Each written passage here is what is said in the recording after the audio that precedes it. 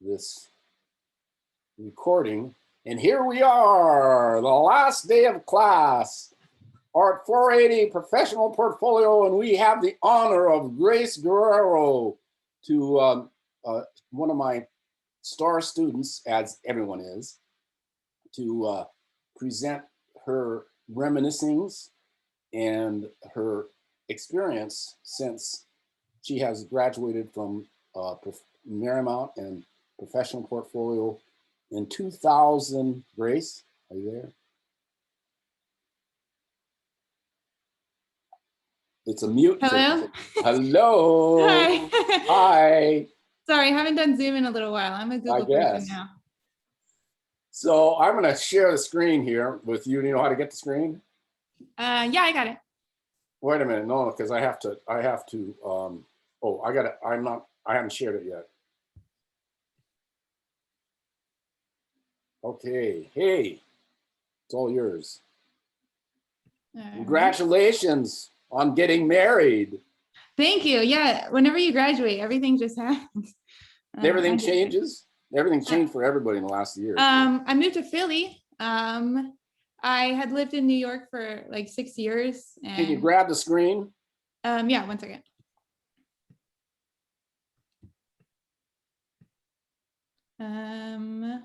Sorry, I gotta allow system preferences.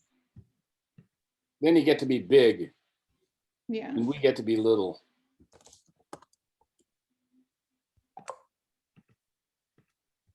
I had to quit, so I'll be right back. Okay. Daniel, did you say you're going to put everything in the Dropbox? Yeah, I'm doing it right now. Okay. Hi, Greta. Hi. Hi. All right, sorry guys, I'm back. Actually, Professor, can you reshare, can you allow participant screen sharing? You still call me Professor. Oh, what do you want me to call you? Jim? I feel like I called you Jim when I was a student, and now I like. Now, yeah, you can call me. Hey, I'm since you brought that up, I'm going to be Professor Emeritus. So you have to say Professor Emeritus. Okay. All right.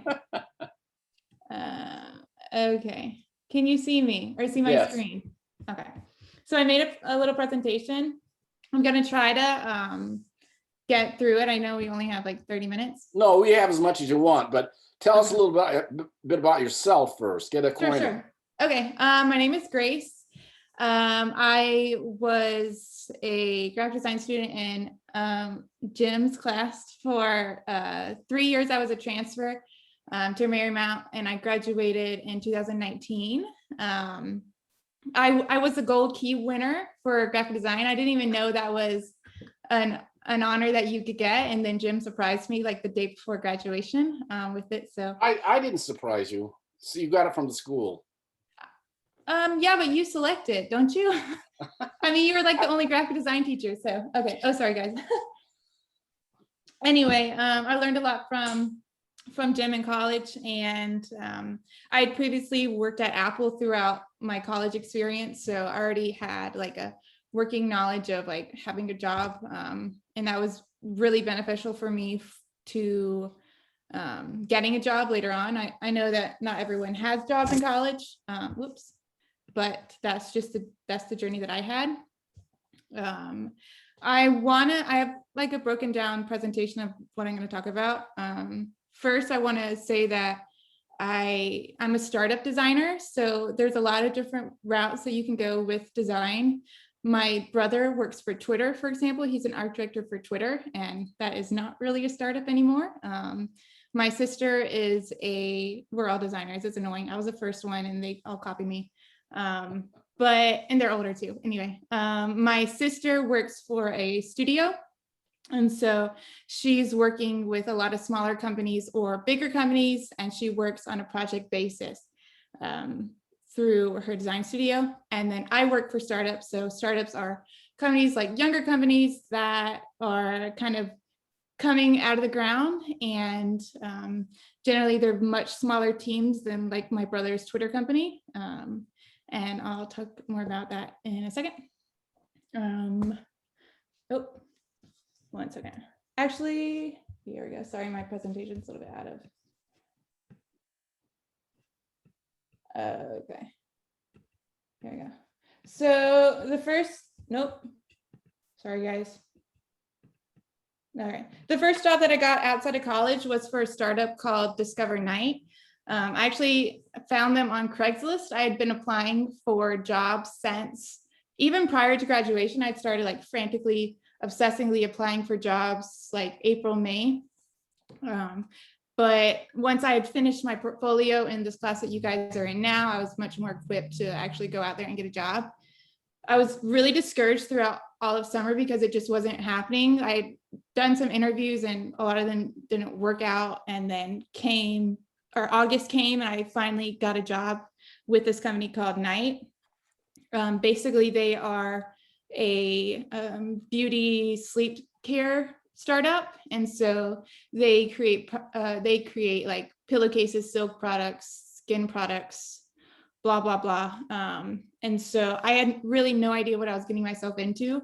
I didn't know what startups were I didn't know what startups were and like what that entailed whenever I was in school, and so I was in for a whirlwind of surprises. With this company, I was the only graphic designer of a team of like 5. It was a successful startup. Like they were making millions of dollars, but it was such a small team. And so we were each doing so much work to get to the sales that we were getting. So being the only graphic designer, I did all the branding, I did all the packaging. I was able to do some product design, which I'll show you guys in a bit. Web design, email and social, video content, and so much more. I'll talk more about working for startups, but in a little bit. But for this company, I learned. I recently transitioned to a new job. I was here for about 2 years, but I learned so much about business and so much about like learning new skills and so much about design through this company.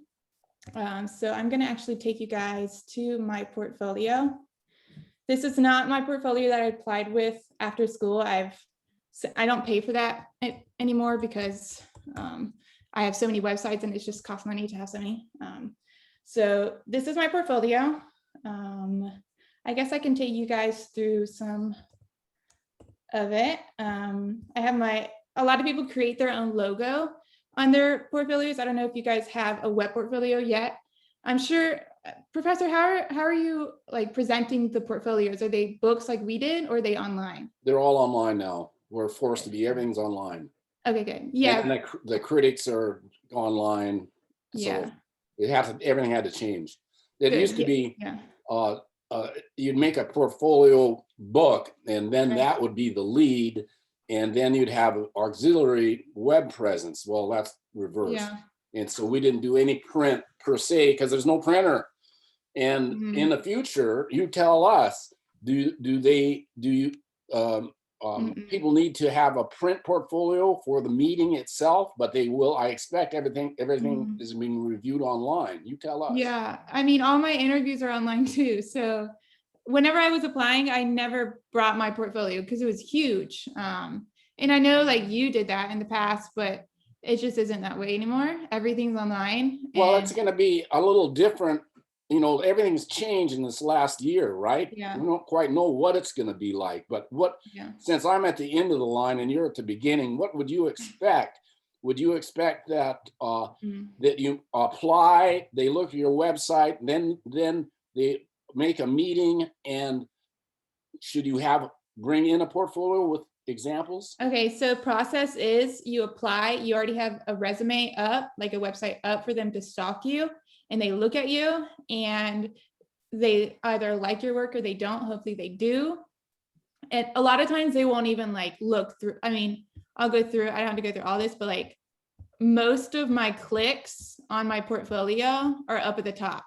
And so you always want to have your best work at the top because the recruiters aren't going to go through it. They just don't have time. Oh, can I interject something? Yeah. To back you up or Yeah. edify it a little at length. It isn't about quantity, it's about quality, right? Yeah, totally.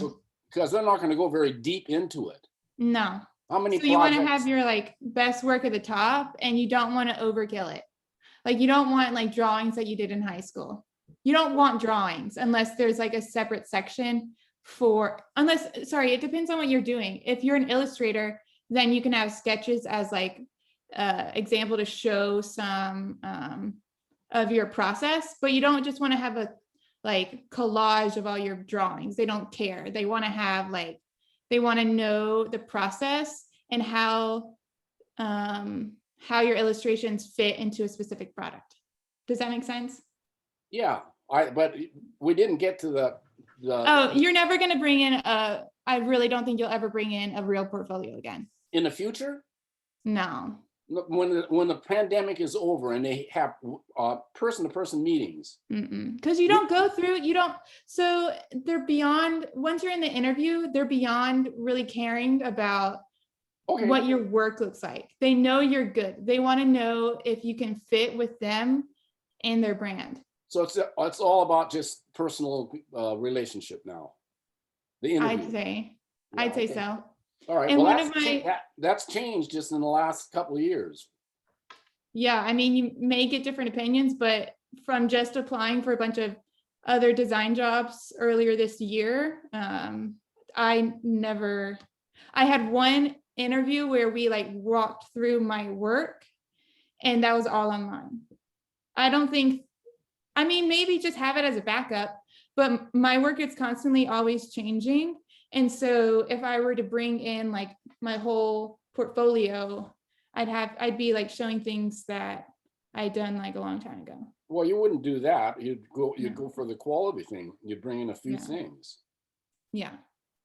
So, I mean, if you want to print a portfolio, go ahead. I think it's more important to print a resume. Obviously, like you have to print a resume. You don't have to print a resume because a lot of people don't, but when you bring your own resume, you can do them like 10 for like $1 at FedEx. When you bring in a resume, it just looks a lot more professional. Well, that gets to kind of my inclination is you always want to give somebody something. It's like, I just haven't had situations in interviews where they care to talk too much about my work. Okay, good to know. Everybody listen up. Okay, I don't want to go through this because I have kind of a lot in my presentation. I'll talk about one thing. So my previous company Night, we created a CVD line. And so this was kind of like my design baby. Like this, I started this project a few months after I was hired. And so this was the first big project that I did as a young designer. So I did the web. We had to create a separate website because there's like a lot of rules and regulations for selling CBD on the internet. And so I was able to create a whole new website. This is just like imagery that I'd use throughout it. So this is the logo. This is the original logo, and we just like tapped on CBD. I'm trying to make it not too big. These are just some images that I had. These are just some images that I created for the brand, and it's on the website. Our goal was because a lot of people are afraid of CBD, not younger people, obviously, but like all of our customers were like middle-aged to older millennials, and they still don't understand what CBD is, and they think you like get high off CBD. So yeah, question? Yeah, what's CBD? Oh, sorry. CBD it's an extraction of the cannabis plant. And so like you can create oils with it, and it's supposed to like have a lot of health benefits without getting you high like marijuana would, because it doesn't have THC. And so we created a brand. We were a sleep company, and we created a CBD pillowcase, which was the satin pillowcase was threaded with CBD. And so when you sleep on the CBD, you're supposed to like be more calm and like comfortable and sleep better. Does it work? I don't really think so, but I mean, I think it works like a placebo. Like, I think if you think that you're going to be less stressed, then you might sleep better. I think a lot of like CBD topical stuff can be helpful, but yeah. So you're making a really good. It's so expensive. you're making a really good argument for high quality design. Yeah, so am I? Yes, Okay. So this because is my first. your design is selling the product. Yeah, precisely. So I didn't know much about packaging design, and then I was like thrown into it. This was my first box that I created. So this is a die line. A die line is a piece of artwork that you create on Illustrator that is like the representation of the box. And then I worked with the manufacturers in China to actually create the box. And so I created the artwork and they translated it and printed it into an actual box that you see here. Does that make sense? Yes. So I designed the artwork. So like I have foil representation here and it was foil embossed. All these little yellow spots I used because whenever you like are holding this, there's something called spot gloss, and spot gloss is like it's a packaging treatment where it's shiny. And so there's all these little rules that I learned. Like you have to be very precise, like having the exact measurements and everything.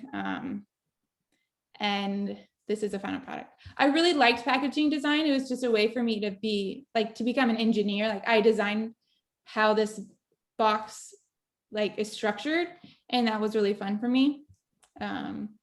We also did a roll-on. I like the roll-on better than the CBD pillowcase, just because it smells good and it makes me feel like I'm more calm than I am. And then here is the die line of the box. And here's the two together. Here's some more imagery. Oh, and here is the, here's the website. So our goal for the branding of the site was to make CBD feel less scary. We didn't want to have, well, my manager didn't want to have like marijuana leaves everywhere. Like my first inclination was to have that, but she wanted to sell CBD without telling like the marijuana story. And so we sold it in a way that was like very youthful and engaging and energetic, if that makes sense. Here's some more. Okay. I have a few others that I'll share with you. This is what I did in college. I don't know if we overlapped. You guys may have been freshmen whenever I was a senior. I worked for my friends and we had a magazine called Blended. It was just a group of Marymount students who like created a digital magazine. And this was a really awesome way for me to create work throughout college and learn design skills throughout college. I didn't get paid for any of this, but like, there you are. It was a really cool way for me to explore design and have work on my resume. So these are just some things like choosing typefaces, usage examples. Everything that I had here was like very intentional. I didn't just throw things on there. I wanted to communicate that this was a well thought out brand. Since we've all graduated and gotten jobs, Blended has retired, but it was fun. Also in your resume, if you have like, or in your portfolios, if you have like video content, you can add that as well because it's nice to have things that are interactive. What's another one? In my job throughout the pandemic, we were trying to find ways to like create products that were timely and like made sense during the pandemic. So we started creating silk masks, and these are what put the company like on people's radar. Is we made 100% silk masks, and now like a ton of celebrities wear them. Like Adele wore it, I think, on SNL, and a ton of other people. But this was like our biggest project that we did throughout the last year. I created a video too that I included. But anyway, with the with the creation of Silk Mask, we got a partnership with NARS. And so I was able to create this product. NARS is like the French makeup company. And so I was able to do the product design for the NARS collaboration with Night. And that was fun. It's fun to like have like names like this in my portfolio. I started doing product design because my team was so small, and having design skills was really easy to translate it into product. And so I started building these like product documents that I would then send to the manufacturers. So you can see like everything is very precise. Like I would be printing out these things, like measuring them. And it had to be approved through NARS, which is a very established old company. And you just got to be like really have a high attention to detail. She's pretty, okay. What else? Oh, I did this as well. This is another product design that I did, and packaging. We created Zodiac eye masks, 100% silk, and I was able to do the illustrations that were then translated into embroidery. I also did the packaging. It's on a recycled paper with foil embellishments. These were the illustrations that were then translated. Yeah. Here's another die line. You can see just like how precise they are. I no longer do packaging just because I transitioned to a new job, which I'll talk about in a second. But I really, really enjoyed packaging. It was, it's really interesting to be able to hold your product and have people hold and interact with it too. Like there's all these specific things that you can, like little Easter eggs that you can throw into it. And I really like 3D design, which is packaging and other things. Now I'm only digital. I'm in marketing now. But I still do packaging freelance. Okay, any questions here? Because I kind of want to transition to what I'm doing now. No, okay. Also, if you guys want to stalk my portfolio, you can. Whenever I was creating it, I was like stalking so many designers' websites because it's important to know like what other people are doing and how they're doing it. So if you want to look at my stuff later on, you can. Okay, so Night was good or whatever, but I transitioned to a really awesome company called Kenco.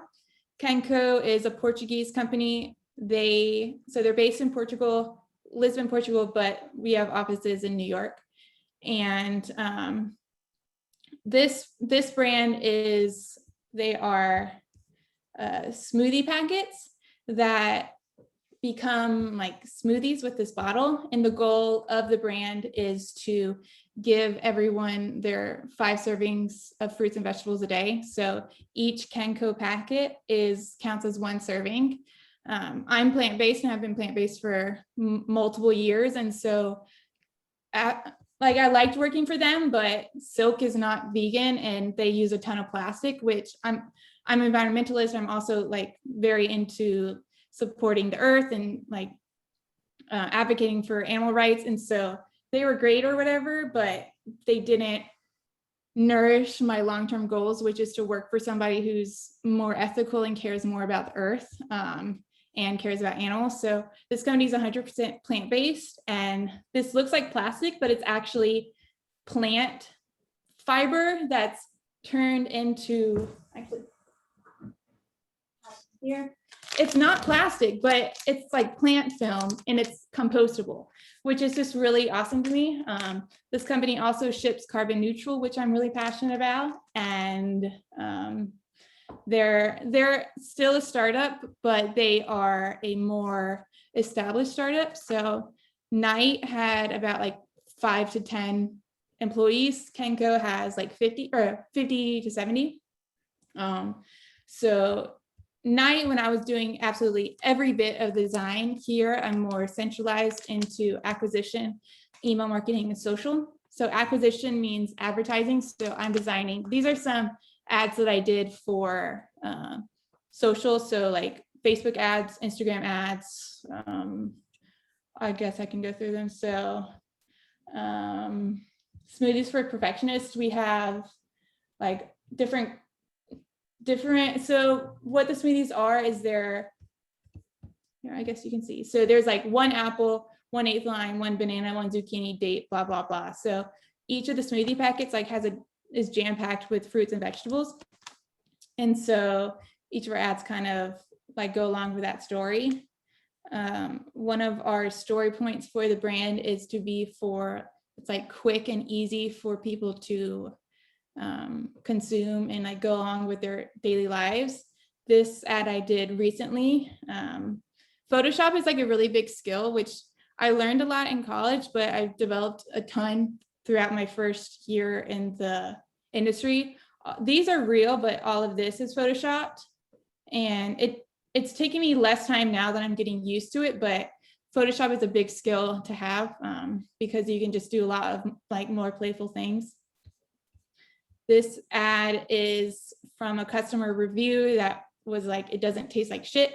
And so we were trying to be funny and like punchy, and people actually respond to this. I actually created this today. We're trying to create more ads based on reviews from customers, and we're doing it in a tweet style, but we can't use their actual Twitter names. So there's a Twitter generator or tweet generator website where you can create tweets. That's how like all these like fake tweets come out of celebrities saying things that aren't true. And so I created this fake tweet based on this customer feedback. We haven't tested this yet, but we'll see how it goes. And I'm also doing a lot of iconography and social posts too. So I'm like really into Kenko. I'm like really happy working here. I love traveling and I hope to live abroad. And so it's wonderful working for a company that's already there. Most of my team is in Lisbon. And so like right now it's 3 o'clock here and it's 7 or 8 o'clock there. So they're all like going to bed. And yeah, working for Kenko is awesome. Okay, now I want to talk more about startups. So pros of, am I going too fast? I feel like I'm just like going, am I good? Well, you are with me. Anybody else got a, Stephen, how's Grace doing? How are we doing? Okay, cool, thanks. Okay, working for startups. Pros are, it's an exciting environment. You're like launching a brand or like inventing a product, which can be really exciting. You learn a lot in the process. Like the skills that I have now, I had no idea what they were as I was graduating. Like I had no idea how to create CADs or packaging guidelines or any of this. And so working for anything you'll learn, but working for a startup, it's like jump starting your knowledge, but just because there's so much pressure to learn and like get your hands dirty. There's room to innovate, and like I learned that by doing product development. It wasn't part of my skill set, but I was able to learn and in turn innovate and create products. Another pro is you get a ton of free samples and free products depending on the company that you're working for. I have so many pillowcases that I don't know what to do with, and so many masks and stuff, which was cool, but then it got kind of annoying because I had so many, but that is a good thing sometimes. Casual environment, a lot of times, like now startups are owned by younger people. And so there's less like institutional formal business conduct, which can be a bad thing if there's not HR, but a lot of time it's a good thing just because you're likely more around like-minded people. And another pro is ownership opportunities. It depends on if the brand or company is public or not. Public meaning if they're trading on the stock market. As you like grow, you learn that like getting stock options can be a really beneficial thing for you in your future. I did not get any stock options at night, but upon getting my new job offer at Kenko, I already have ownership of the company. So I own a percentage of the company, which can be amazing. And 15 years of Kenko is a huge success. Cons for startups is a lot of times they are really long, horrible hours. During the pandemic, or like peak pandemic, I was working like 10 to 12 hours a day at night. It was horrible. Like my hands hurt so bad from just designing all day. Now, not so much because I'm in a much healthier environment, and Kenko is international. And so I don't have someone like hounding on me to be working at 10 p.m., if that makes sense. It's an unfortunate truth that a lot of times your work hour extends 40 hours. Another con is a lot of times you have a ton on your plate and it's a lot of responsibility. I was the only designer at my other company, and so I was doing everything. And so that just is a lot of responsibility to weigh on your shoulders. Now I have 2 veteran designers above me, which is really wonderful because I'm learning from them versus having to teach myself. And it's also just way more spread out. Like here, I'm only doing this much. Here, I was doing this and more. And so my workload now is a lot better. Another con is working outside of your job description. Like I said, like I was doing like invoicing and operations and just things that I was not trained for and shouldn't be doing. And also like a lot of times if you pick up extra responsibilities, you're not being compensated. Like I did so much extra work and my salary did not increase. I just wanted like, I didn't learn anything about startups or working in business in school, not Jim's fault. But I didn't know, so I just wanted to share with you. Okay, now we're going to talk about contract work. Contract work is it's like freelancing, which is you're picking up work on a project basis and not full time. A lot of people do this outside of like when they're leaving school and trying to find a job, they'll pick up work as a freelancer. And that can be really good for building your portfolio.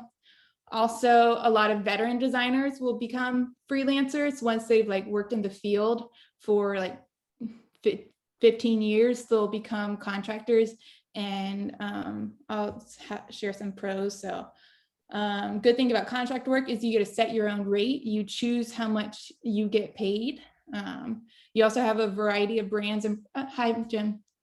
What do you think? What's a going rate for some freelancer getting out of college that's talented? Yeah. Okay. So salary, like don't accept under 45. I mean, not don't accept, like if you need a job, like sure, but like you're worth more than $45,000. This is per hour? No, I'm going salary and then hourly rate. So salary, like I accepted $55,000 or $50,000, I think, after college. And that's a good place to start, especially in New York.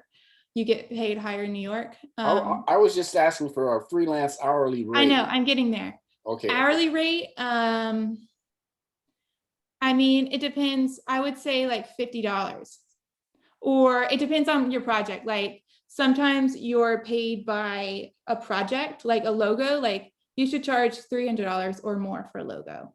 And I know it's hard to charge people, especially your friends. Don't work for your friends for free. They're not good friends if they don't pay you for your work. But logos, a lot of designers do that, 300 up. Hourly rate for projects, 50 to 100. Does that help your question? Yeah, sure. Okay. You know, I'm asking that out of pure curiosity because I've been out of that realm for since I was your age. I was doing those different prices then, but it's it's a struggle to set your own rate. So it depends on what industry you're in, and it depends on which projects you're working on. Well, it also depends on the clients.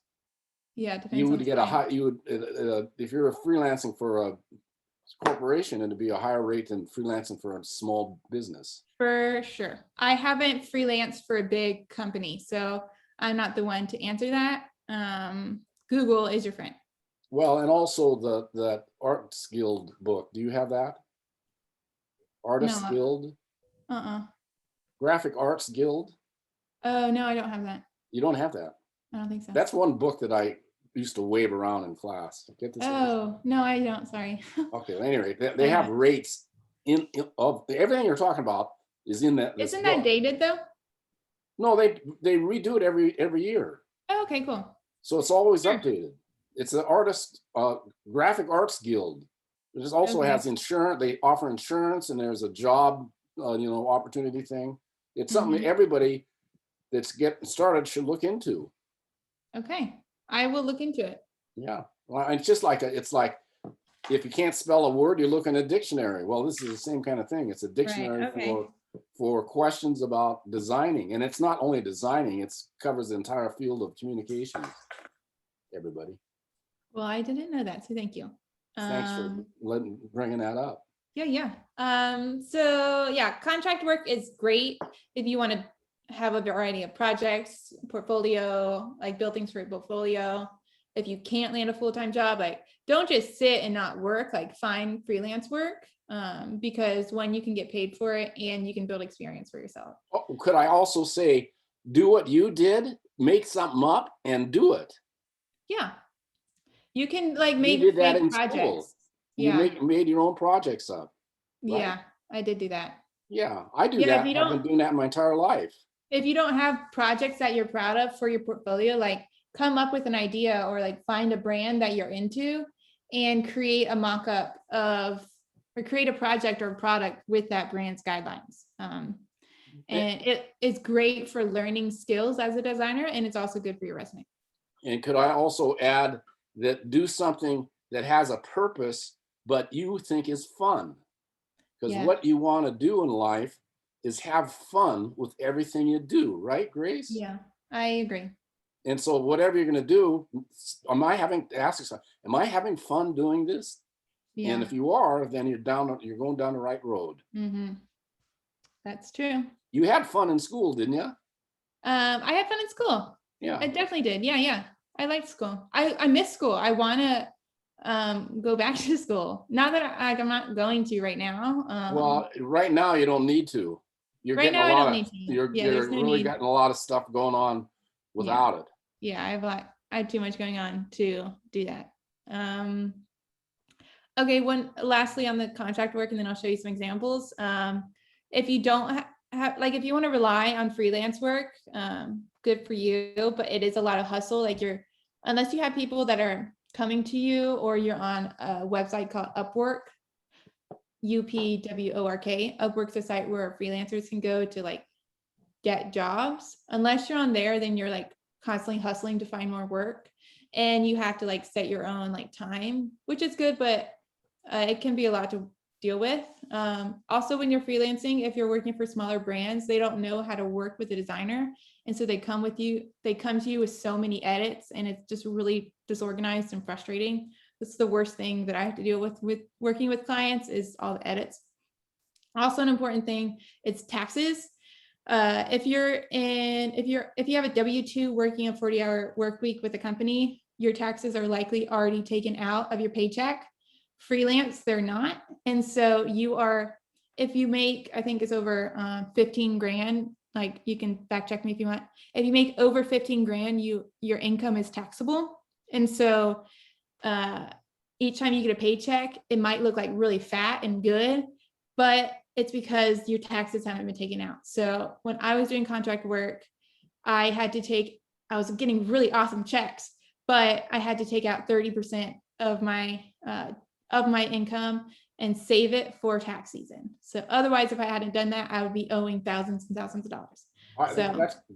Thank you for bringing that up, Grace. Yeah, that's a good thing. I had no idea. I don't know that it's 30%, but you should, if you're freelancing, everything you said is true. Yeah. I'd like to add something. Could Sure. I add something here? Of course. And it's something that's in everybody's folder, and I didn't bring it up just because of the condition we're in.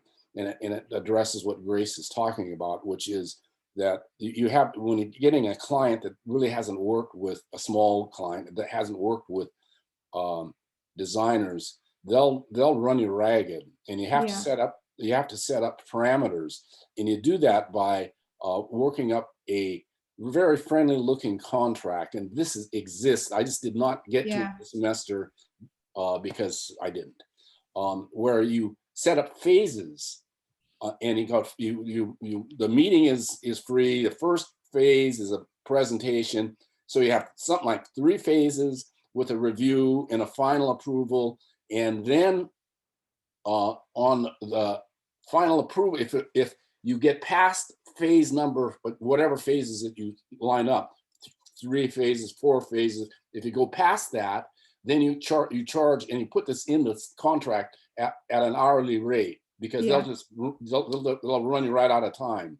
Yeah. And then when you're thinking about this just to yourself, you pad that a little bit, so you can say to the client, well, you see that our agreement, I had 4 phases here, and we're on our 6th now, and you've Yeah. really worked in 5 phases. So by the time you get to the 6th, you've already told the client that have been doing overtime, and now you should pay me for this. That's a little bit of a psychology, but I find that in my days when I was doing that I try to take that approach to, so if you're going to say, well, Grace said $50 an hour, so you work in, I'm going to work $50 an hour, but I'll do 6 estimated at 60, so I can work a little overtime, so I can tell the client, I've already worked overtime for you, and the contract says that you got to start to pay me now. So does that make sense, Grace? Oh, totally. I'm very into setting boundaries with freelance. Yeah, you have to be able to do that. Yeah. And right in the beginning, you'll learn quickly when you'll get one job where it just drives you nuts. Then you'll figure, I remember that Grace said to do this, and then you'll set those boundaries. It's hard doing client work just because they take advantage of you. Like, I'm in a situation where I've been doing so much work and I haven't gotten paid yet. And I'm getting paid tomorrow, but they just always want edits and edits and edits, and a lot of times they won't pay you till the product is done, but you've already done like so many hours and you want to get paid because you haven't, it's not a mutual exchange all the time. Well, the way to get around that is the new client, you say, you got to pay me 50% up front. Yeah. And I do that all the time. You got to pay me, or else I won't start. But I've already made a presentation when that comes around, so they know, they're convinced that they got a good relationship going on here. So you got to give them something right in the beginning, so you've sold yourself to them, and then you say, all right, so we're agreeing on this much, this many phases, it's X amount of money, half it up front, and then we can go. So. That's good. I should do that. Yeah, setting boundaries at the beginning is good because now I'm getting paid overtime because I worked beyond what they did, and so setting boundaries in the beginning is good. It's always, I had a student one time that, I'll say this first, is it's always good to start off working for some company like Grace did, because you learn a whole bunch of stuff right in the beginning. You don't have to learn something all by yourself right from the get-go. I had one student that years ago that would not work for anybody, and he ended up being a success, is very successful now, but he did it really the hard way. The better way to do it is get a job, stay in a job for a year or so, and then start to freelance. That's how I did it that way, and so I made it a little easier. Yeah.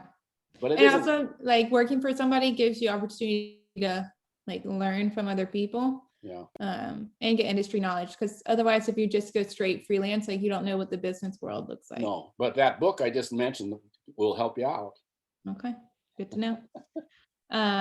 Okay, here's some freelance stuff that I'm doing now. So I'm working full time, but I'm also doing freelance because I like working on more projects beyond the brand that I'm working on, but I also like extra money. And so I'm doing fine and doing well with my current job, but it's nice having extra money coming in.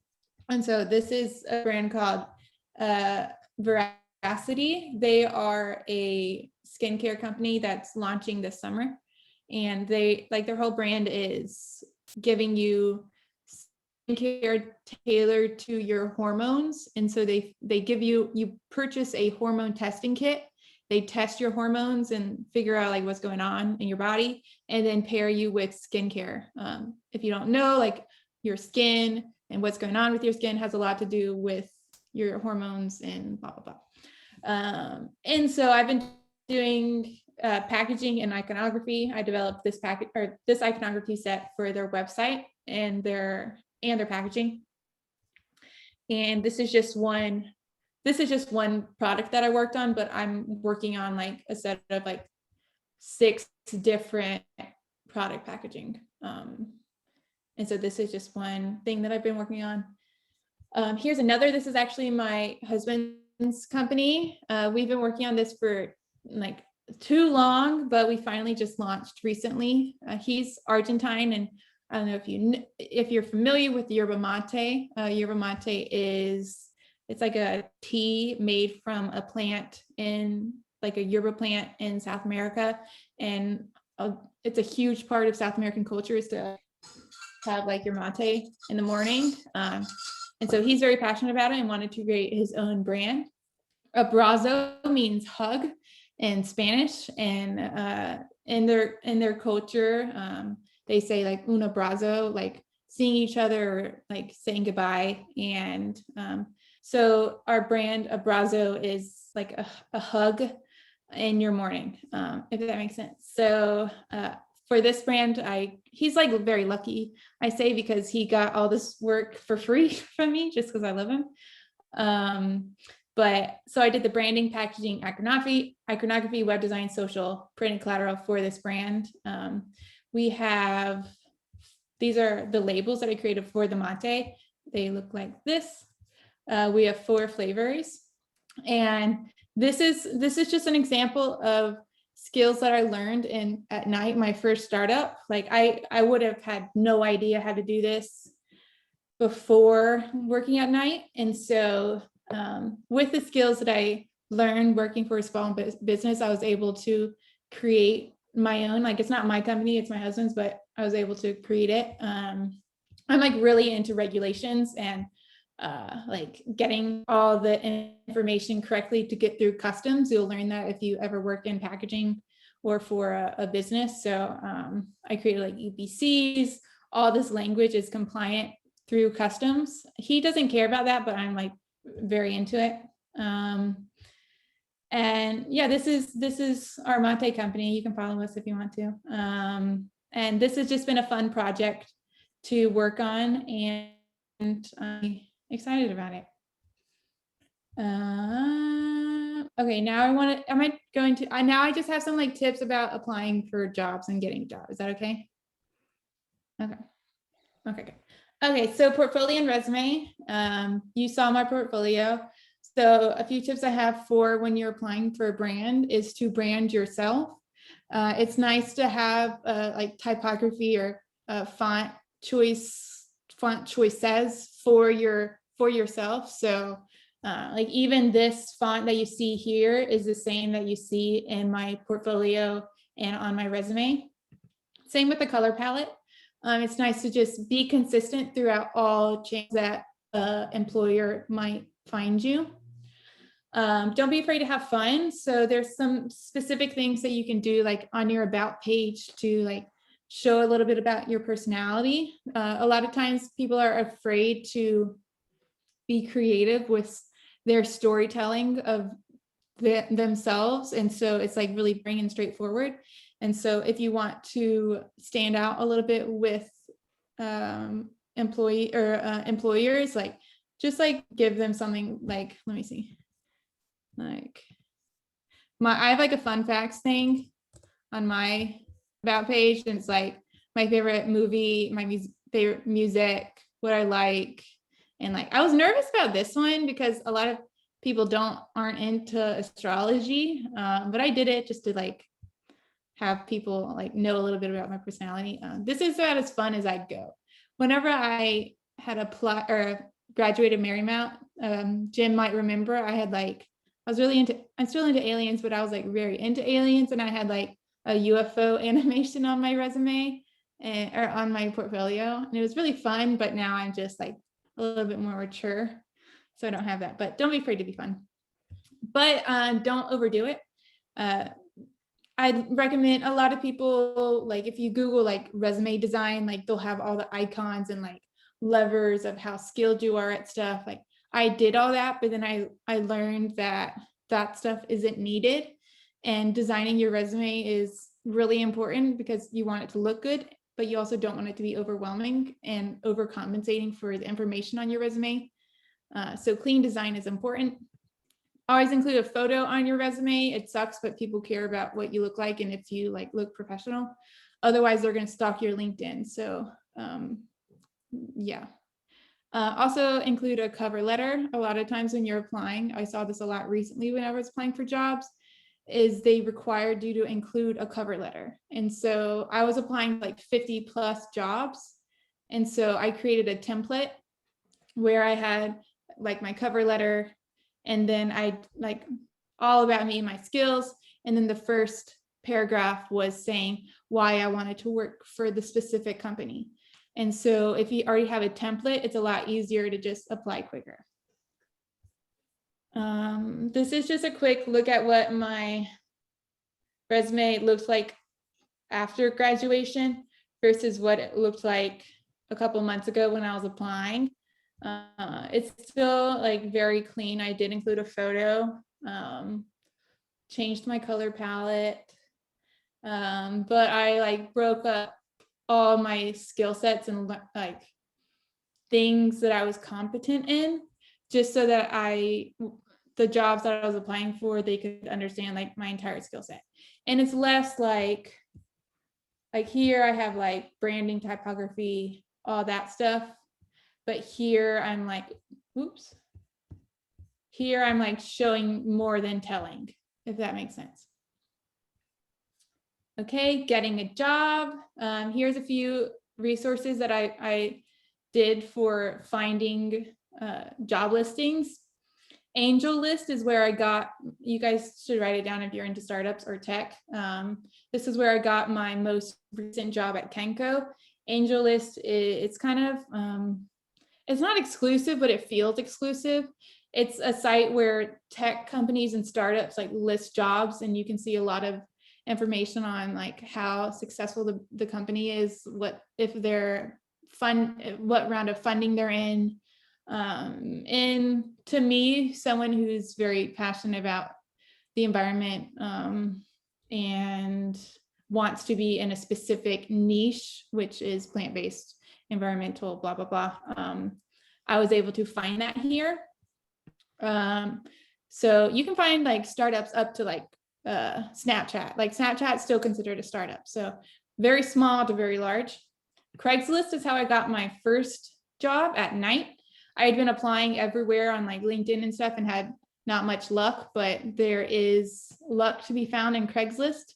Surprisingly, a lot of times the people that apply through Craigslist have not much experience / they're not great candidates. They're just applying to everything. So if you go through Craigslist with a really awesome resume and portfolio, it can potentially like put you above the competition.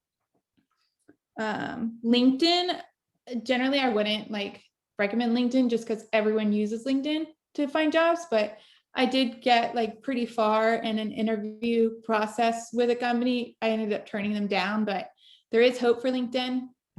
And Glassdoor is good if you're interested or applying or interviewing for a company that's more established. You can learn about like the company ethics. And also they should help you know how your pay rate or salary is compared to other people in your industry. I'm plugging my LinkedIn here. I didn't work on my LinkedIn until a couple months ago, and I do regret it. I realize now that a ton of recruiters are actively looking at LinkedIn. They use it a ton. And so I'm at the point where I'm just like adding random people like from Marymount. I may have already added some of you guys just because I see you're a designer at Marymount. So if you want to add me, you can. Goal is to get to 500 plus connections. Once you're above 500 plus, you like look more legit. So you can add me if you want to. And treat LinkedIn more seriously than I did, because I didn't pay attention to it. And it's actually a really, really good networking space. Lastly, I think not lastly, but one thing that I created sample work for Kenko, and I have learned that that's the reason that I got a job. Creating sample work for a company that you're applying for is really, really good for standing out among the competition. So you can make it specific to the role. So the Kenko role that I applied for and eventually got was a marketing job. And so I created mock-ups of ads and emails.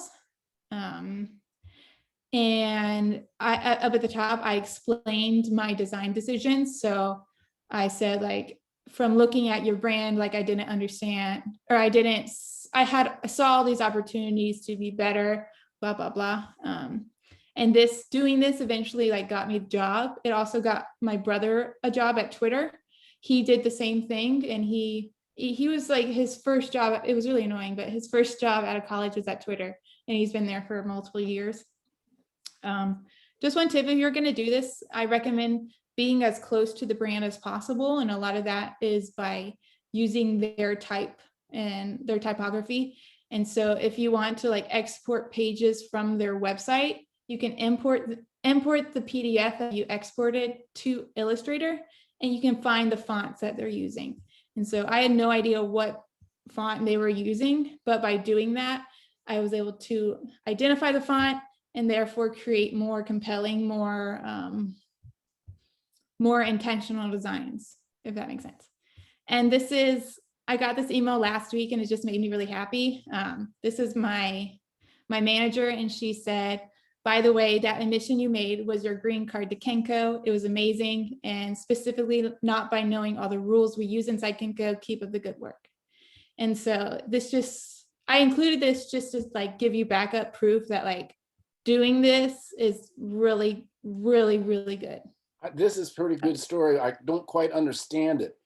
Okay, you don't Kinko is a understand it. brand, and you use their font branding to redesign their products. I used their content that I found online to create ads and emails for them. But you weren't hired by them. I was not. I was applying for them, and I really wanted the job. They were everything I wanted. And then So I made the work, and I sent it whenever I was approaching my interview. I said, hey, I'm really serious about this. I created some mock-up work for you. Take a look. I hope you like it. And then you got the job. Eventually I got the job. Yeah. That was smart. Yeah, I've done this with other companies, and I didn't get those jobs, but I did it with them and I did get the job. So it takes time, but like if you're really serious about working for a company that you're really interested in, I got my dream job by doing this. So I really recommend. Given a really valuable tip, and which is simply that research your target opportunity before you even start to work up some sort of presentation. You gotta know who your company is you want to work for. Yeah, for sure. I had to do a lot of like research into the brand. I looked at it across all channels, like social. I subscribed to their emails because emails are a big part of a brand and like their communication with their customers. I was very extra about it, but I was really serious about getting a job that I was passionate about, and that it worked for me. Yeah, good for you. That's great. So yeah, I'm really pro making sample work. It takes time, and don't get discouraged if people don't respond. I was like cold emailing people work that I had created, and they ignored me. But Kenko didn't. So the right one will come. Well, and if nothing else, you have these products to supplement your portfolio. Yeah, for sure. Some things that I made for some brands were so good. Like I invented products for them, and now they ignored me, and now I'm just waiting to see my product on their page. Okay, so final thoughts. I know this was really long. Sorry, guys. No, be patient when you're applying for jobs. After graduating, it took me 3 months to get a job. Whenever I was applying again to get a new job. It took me 2 to 3 months. It was really hard and like really, it was discouraging, but like you'll get there. You just have to keep trying. Work hard and come prepared. Work hard by getting your portfolio good, like have people review it, accept feedback if it's not great, and come prepared. Study the brand if you're interested in it. Come with questions and practice if you need to. Trust yourself. If it doesn't feel right, it probably isn't. I got far in a lot of company interview processes, and I knew I wouldn't be happy there, but I was desperate for a job, but I knew I wouldn't be happy. So I ended up declining it. Advocate for yourself. Like you gotta like believe that you're good and that you're valuable, because otherwise if you don't believe that, then other people won't, and they'll just trample all over you. So especially freelance or even like negotiating a salary, like believe that you're better than you think you are, because you are, and like you have to sell yourself. Nobody else will. If you don't know how to do something, teach yourself, watch YouTube, take time in the morning to learn something, take time at night to learn something. If you don't know how to do something, don't say that you do though, just say, I don't know how, but I'll learn. Nobody likes a yes man who says you know how to do something and they completely fail at it. Be honest and learn, and take care of yourself. No job is more important than your physical and mental health. And yeah, that's it. That's And I great. have questions. So I want to tell a little short story about the advocate for yourself part Sure. from my experience being a young illustrator at the time. I was doing book covers, and I'd get turned down so many times. And this was a era where you carried your portfolio up and down the streets of Midtown Manhattan, and I get turned down so many times. And I finally figured out, it started to affect me. And I finally figured out that I'm walking into an office with an attitude of being turned down. So that Yeah. immediately they'll turn you down just because they perceive that attitude. And I recognize that myself. And so that I wanted to underline that, advocate for yourself, because you got to go in there Yeah. thinking you're going to get the job and be very Yeah. positive, right? Yeah, you do. If you need somebody to pep talk you, like message a friend that you have an interview or Yeah. something, and they'll So that was a hopefully good help you. point. This was really great, Grace. Can we get some questions out there, folks? Come on, give us some questions. There's got a big question mark on the screen here. Greta, you got any questions? I did, and then your presentation was great. It was so extensive. I was gonna ask more about like finding jobs, but when you broke down like the different websites you use, I guess like Mhm. this is kind of a silly question, but I always have a hard time like what exactly to search, because Mhm. my portfolio right now is like really centered around branding as well. Mhm. And I don't really like, sometimes I'm trying to like look up like creative intern because I'm still kind of like in the internship realm. Mhm. Um, but like if you have any tips on like keywords or like what Mhm. exactly you were looking into Okay. like find jobs like this. Yeah. You can look up brand designer. So you don't put yourself in the intern box. Like you can get a full-time job. If you want to be an intern, fine. But internships don't, like, you're not going to be valued as much as an intern. Like you deserve to get paid for your work. So brand designer is good. Branding designer. Honestly, like if you're into doing branding, check out like studios, like design studios.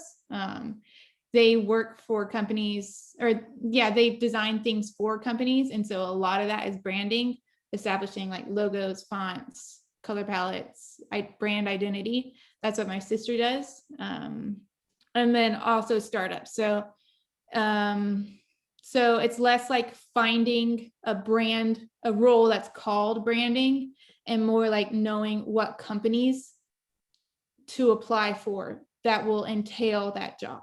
Does that make sense? Like startups, you're going to be doing branding in startups. Studios, you're going to be doing branding there. yeah, branding, a digital designer, most roles just called designer are going to be branding. Yeah, I don't know if that was clear enough, but No, that Yeah. helps. okay. Yeah, and the only reason why I said internship is because I graduate at the end of next semester, so I'm still going to be like a full-time student. So I'm Gotcha. Okay. kind of looking That at makes sense. freelance, kind of trying to find like a paid internship Hmm. type of deal. Okay. But that totally. Well, hey, good for you for doing that prior to graduating. That's really good because then you'll be set up next whenever you graduate. So really good. Cool. Anything else? Anything else? Zuleika, do you have anything you want to contribute? I don't really have questions because she was really concise on her presentation, basically answered any like lingering questions. So I can't really think of anything really. Okay, all right. Okay. So, Courtney, how about you? You have anything to say?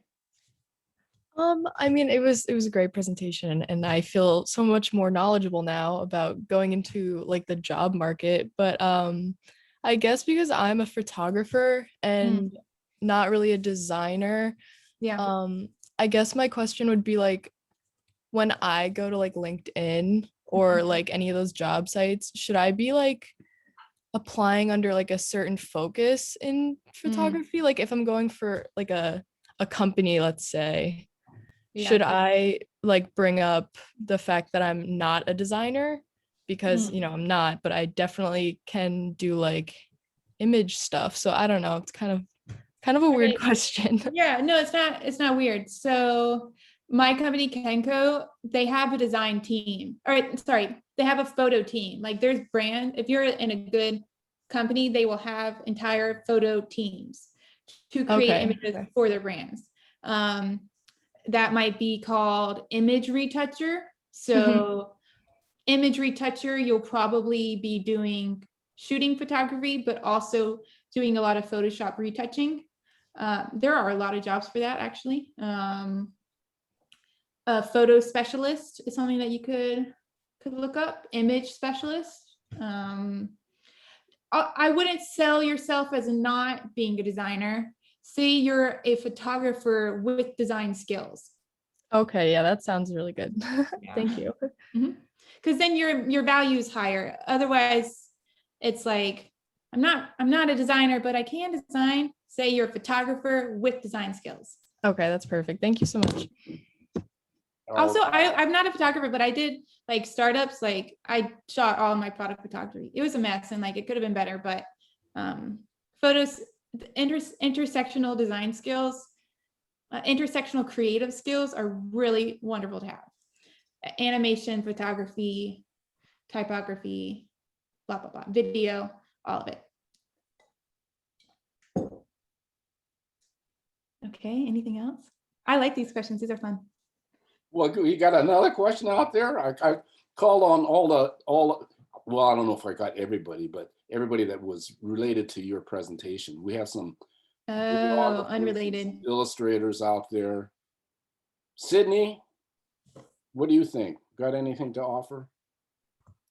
Well, it's hard to say. I mean, again, like I don't want to sound like a broken record because I know everybody's saying this, but it's true. I mean, the presentation was very concise, but it is a little bit tough because I want to go into like narrative illustration, you know, like children's publishing, things like that. So I just don't know how much you would have, like personally, like you would have, like with your experience to offer me. I don't want to sound rude or anything or limiting. I genuinely don't know. Yeah, I mean, only thing that I can, because I don't have experience in that. One thing I can say is probably like in your portfolio, like have complete work, because I'm sure you have a ton of just random sketches and illustrations that you've done throughout the years, but on your portfolio, people want to know the story and that you can create an entire project. Right. And so, yeah, I don't know if you have, or maybe you did this for your final work, like, or if your final project, like a complete short story, but. Yeah, like, that's actually exactly what I have been doing for this class. I did 2 short stories that I had illustrated. Oh, sorry, I don't know if you just heard my bird in the background there. But yeah, so no, that's actually very helpful to know because I was actually thinking of doing, you know, continuing to do that like while I was sort of doing like job hunting. I was thinking of Gotcha. just picking stories that I liked and doing stuff like that. So it's good to know that that is something that, you know, would be a good course of action for me. Yeah. So Like that on your helps. portfolio, why don't you do like an interactive, like on my website, I have where's that? like I have these like little like it's a carousel of different work. Like why don't you put your art, like a story on there, and so people that are looking at your website can like follow along to a story. Oh, that's super cool. I love that idea. I'm not very tech savvy, so I'd have to figure out how to do that, but All right. No, I it's very absolutely easy. love that idea. I made my website on Squarespace. Okay. I don't like Wix. Like I tried Wix and it just wasn't very user friendly for me. Squarespace is what I've been using for years and I like it. And it's pretty easy. Like you just have to get used to the different modules. Right. But yeah, Okay. having interactive elements like that would be really good for your resume or portfolio. Great. Thank you so much. Sid, you got a week to do that. Yeah, well, right now I have Adobe Portfolio, so I don't know that that's something I'd be able to do in time for this class. Maybe you can do a mock-up But- for him. You all Yeah. have the rest of your life, so. Yeah, exactly. So I figure that's probably something I'll have to explore post-graduation, but Sure, sure. I A good summer definitely love project. that. Okay, great. So this is great, wonderful, Grace. Thank you so much. Was it too long or do we Oh, feel no, good? you added a lot to this class. And I want to tell a little story about that I want to absolve myself of. When I was a young man, I said, I want to get through life without any regrets. And here now I'm gone the whole spectrum almost. And I could say I don't have any major regrets. I was able to do that because I don't like have any great sorrows. I was able to get through life, but I have a whole bunch of small ones. And one of them, I'm going to absolve myself now, is that Grace was so good in my class, I didn't give her much attention because there was other students there that needed the help so much more. So Grace would come up and say, what do you think of this? And I said, oh, it's wonderful. And I'd go off and help somebody else. So I wanted to say that to you. So you knew. Oh, you don't have to carry that around. Well, I know I'm I'm not. Okay. It's released now because that's what happens. Oh. When you regret, you can say, you can just acknowledge it and then it's gone. But I remember that and it stuck with me that I felt like I didn't give you what you were asking for but you were just too talented for the class. I think that you did. I think you gave me good feedback, but I think it also taught me to work independently, which is a good skill. Yeah. To be able to work independently and seek feedback later on. This was another time, the pre-time where everybody was in the classroom and I'd spend like long periods of time with individual students, helping them through their thinking through their stuff, you know. Yeah. And so I didn't get to give you that time. So I wanted to Thanks. acknowledge that. I'm doing fine. I hope they're doing, I'm still actually friends with some of my classmates on LinkedIn. You guys should all add each other and add me so I can have closer to 500 connections. All but right, yeah. I'll look you up. Oh yeah, you should add me too, Professor. Why not? Come on. Okay, great. If that's it, everybody's thank you, Grace. That was Thank you guys so much for listening. Like I know that was a lot. You made a great presentation and you could do this at other venues as well. We'll see. I don't have any other design professors, so. I'll recommend you in the future. All right. All right. Well, congratulations, everybody. It's wherever you are in your like graduation journey, like getting through college and like learning to like be your own person is like really exciting. And so good luck and like congratulations to Professor for signing off and retiring. He's had a long life and working. Come on, don't put me in the ground yet. No, you're not in the ground. You've had a long career of educating and designing. I'm gonna have to do another act after I'm young enough to do one last career. For sure. You could do 2 or 3. All right. Okay. Thank you. Bye. All right. Bye, everybody. I got it back. All right. So that was great. Hello. Hello. I have a really quick question. Yeah. So are we putting all of our projects that we made over this semester into the folder? Yeah, so you're putting them, I really didn't need all of them, but then I realized in years past, I asked for all of them, and I should have said that. And it's not unlike, as Ava would confirm, it's not for your grade. The rubric and the critics will be determining your grade. This is so I have the opportunity to choose, well, I won't, the gallery curator will choose projects to put up on in the gallery at Marymount and possibly put on the website. And of course, I won't be doing that because I will not be around to do that. But I will be in there next week, and I suppose I'll print this stuff out with the curator. That's the reason for this. Okay, so it doesn't really matter too much like what ones we put in, just like ones we want. Well, that you've done for this semester. Okay, so everything from the semester. Gotcha. Yeah, everything that's all Okay. the best work you have is on the website. That's what's going to be assessed. Okay. And I have like photo projects. I don't want to post like 20 photos like to here. Should I just put it in a folder? You can put it in a folder, but did Okay, you put cool. those 20 photos on this semester? Well, no, I mean, I had like 3 or 4 photo projects, so it's gonna amount to like a good amount of photos. So I just needed to ask you to do like if you wanted it in a folder, like I'll just do that so it's not like all over the place. Yeah, that'd be nice. Not all. Okay. But you signed a contract that had 7 projects. Yeah, no, it's all done. I just wanted to know if that's you wanted it. Those 7 projects or whatever you got that you did this semester. I'd like to have that in the folder. Okay. All right. We want to see. Does anybody else have any other issues they want to talk about? Lucas, you want to show your Olivia? How you doing out there? I'm doing good. Okay. Lucas, you sent me a video. I should It's right there. It's right there. It's a Yeah, but final can project. we not watch this on your website? On my website? Yeah. Isn't it on your website? It is on my website, yeah. Let's go there and watch it. Alrighty. I'll pull it up. I'll pull it up here. Okay, it's the last video under video edits on my website. Oh no, we want to kind of run through it. This is the last chance, folks. This is our last class. I want to run through everybody's website. So this is our last class? Yes. Okay. I had a class presentation next week and it's not going to happen. The chair is not ready for it. Okay. So I don't even have to talk about it. So when quick question, when do we see the results, our grades?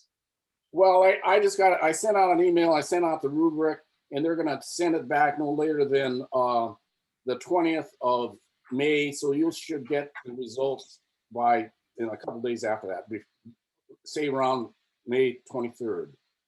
Okay. And that's as fast as I can turn it around. Yes, Greta. So you might have already said this, but for our grade, like our final grade in this class, is it only reliant on what you think of our portfolio, or is what they think also being factored into that?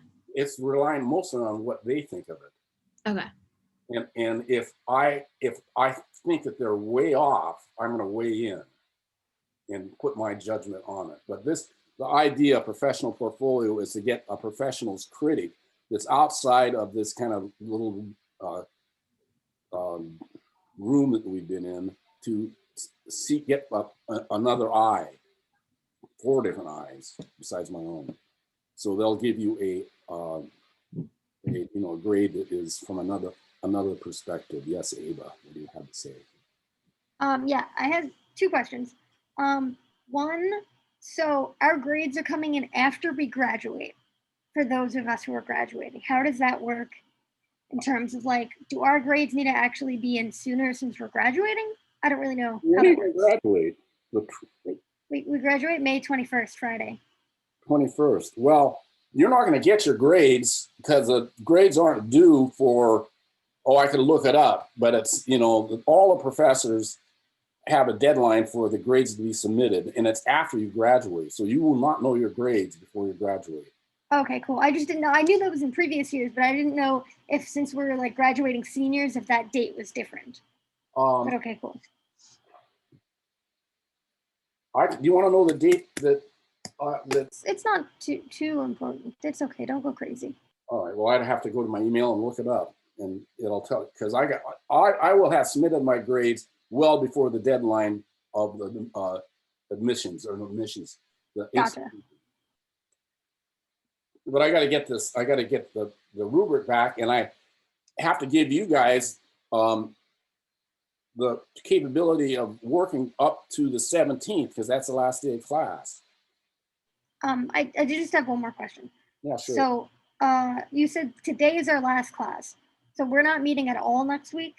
Do you want to meet? I don't know. I was asking. I don't. Like Again, I had people scheduled so that we'd have a presentation, and it was called off. So it's not, okay. So that's the reason. That's why I thought, what am I going to do now? And your work is going to be done. So there you go. okay. No, so that's fine. Yeah, I was just wondering. Anybody else wants to do something next week? No comment. Steven's raising his hand. Oh, Steven, yes. Yeah, so you said before, like, other people are grading our portfolios, right? Like, I'm taking responsibility. okay, just like I'm just want to clarify if I'm showing the portfolio to other people, like I do have projects that are like incompleted and stuff because like I couldn't have time to like color them in and stuff like that. So I do want that to be like be aware if that's going to be shown to people and stuff, I guess. That's be shown to them, and they're going to know that because they're going to look at it. Okay. You're not going to be there to try to talk them through it. So you got to take what they get. Okay. You got another week, by the way. They're not going to look on it until the last day of class. That's usually when the finals are. So you got another week. Okay.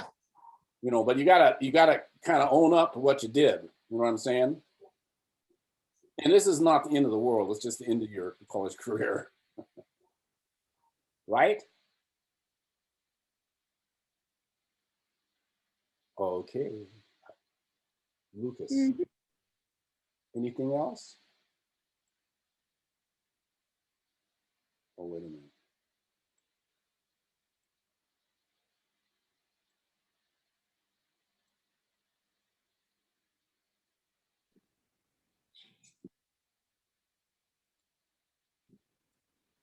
Oh.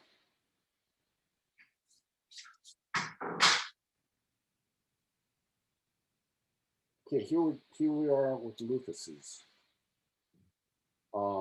Inner sight. About me. Inner sight. All right. I'm not sure about inner sight. Home, work, contact.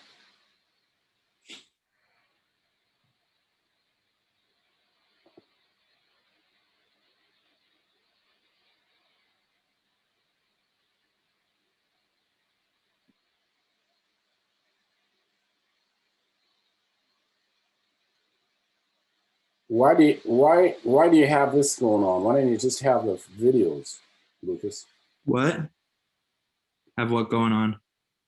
Well, let's see what happens here. Let me go back up. I'm gonna make this a little smaller. Get rid of this. This is distracting. I mean, it's just a background. It's nothing really. I know, but it's you want to look at this stuff. Now go back to this. Doesn't go backwards. You can't go back to the home page. Okay. Click home. You should be able to click your logo. Okay. I'll work on that then.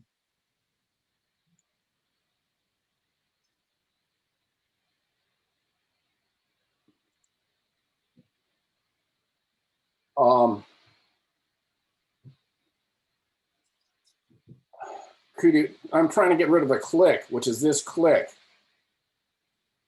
Can you get home work contact on this click? And everybody speak up and help me out, or help us out, help Lucas. So home work contact about me is one navigation, say up here. Yeah, I could try to do that. And then, if it stays up here, you click home, work. Okay, so I click work and it goes to work. This is distracting. I mean, it's nothing really crazy. It's just a background. You look at a lot of other sites. I got a lot of inspiration from other sites that had a little video in the background. Doesn't Yeah, it? but it's hard to, you're seeing, I'm looking at this and it's hard to get my eye off of the background, which I kind of like. Mm-hmm. And to what the buttons are. That's my point. Help Okay. me out, somebody. Is that the case? I think you should just make the text or the font like bigger so you could see it better. Because Okay. I also like the video in the back. I think it's like definitely like a cool thing to do. But yeah, make the font bigger. I think it would just be easier to see and navigate. Okay. Thank you. Well, why not this? Why not that? This all goes away, and you start with this, and you have home, video edits, illustration, animation, about me, contact, and then all of these go away, and you just have this video going on. Mm-hmm. Does that make sense? Yeah, slightly. The only thing is for the homepage and the about me, I didn't really want the video in the background because I feel like that's a little more distracting other than just having the little icons there. So I just tried putting the about me on like the front, the main page. You just get the little introduction and then you enter and then it's all this.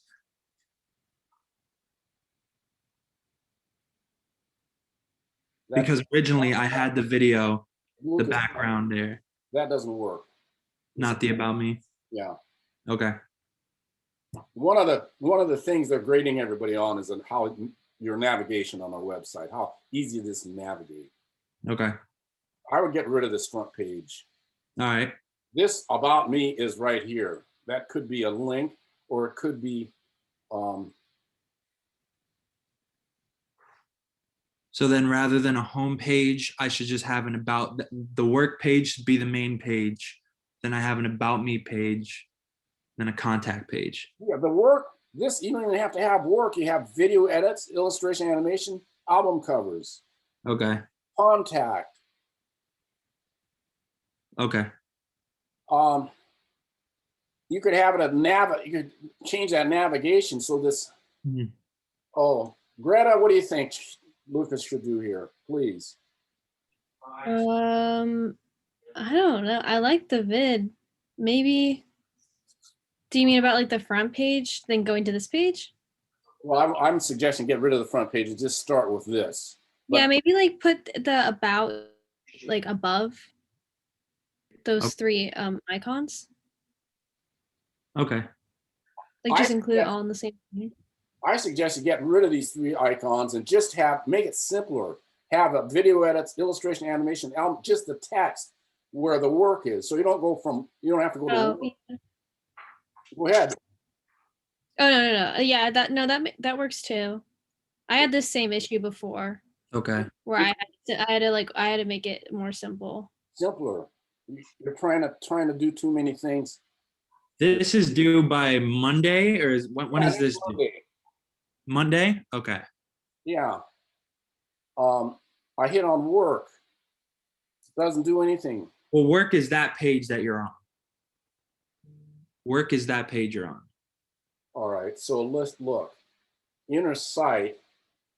You're not telling anybody that work is on this page. The only indication is that the case is it's grayed out, which you can hardly tell. You can hardly see. Okay. You can't see it, so you're hiding that. It's not evident. And Okay. everything I'm trying to say to you is to make this everything evident, simpler. And it's not without getting rid of anything. It's just reorganizing the hierarchy of information. Okay. So work is really this, and this is, and that's what the site's about. So get rid of work and just put these on here. Those are the buttons. Okay. So rather than a work navigation, you just want a video edit navigation. Click on that illustration. I would choose either you use this video or you use these images. And the video is more interesting. Okay. Because it's interesting. So if you could put a navigation bar above this and have the video going below it, and then have your video edits, illustration, album covers, about me, and contact, and those that go to separate pages. Okay. Greta, what do you think? That Yeah, sounds yeah. good. And then this doesn't show up anymore. This video animation, that goes away. Yeah. And you just scroll this, right, Lucas? Yeah. So rather than having like a whole work page, you want just separate pages. So when I click on the top, it goes right to this where you're at. Yeah, you click this word up here, and you click album covers. It's up here, and it goes right to here. Okay. And you don't need to repeat this. That you're using it as a button, but you got one, so do that. Okay. All right. Eliminate this video. Just use it on the front page. That's going to make it simpler. Does that make sense? Courtney, does that make sense? Oh, absolutely. Yes. So you think that the video should not be the background for just all of them? You think it should just be just on the front page? Okay. That's the only thing that I'm not sure how to, because the background for me is just the background for the whole thing. I don't know how to make it the background for just one specific thing. One specific page. Yeah, like I don't know how to make it a background for one specific page. The template you're using is doing that. Is that right? Yeah.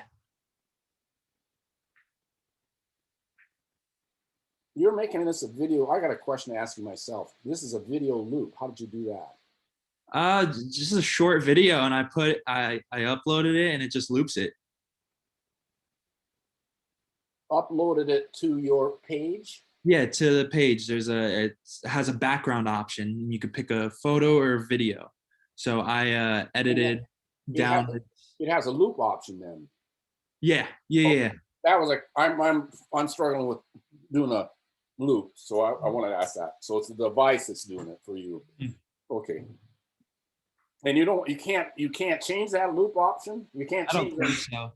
But I think that it'll be less distracting once you actually go to the page and the most of the page is filled up by the actual like content, because when you go to like an illustration and animation, well, if you got this motion going on, it's going to be too distracting. Here's what I suggest you do.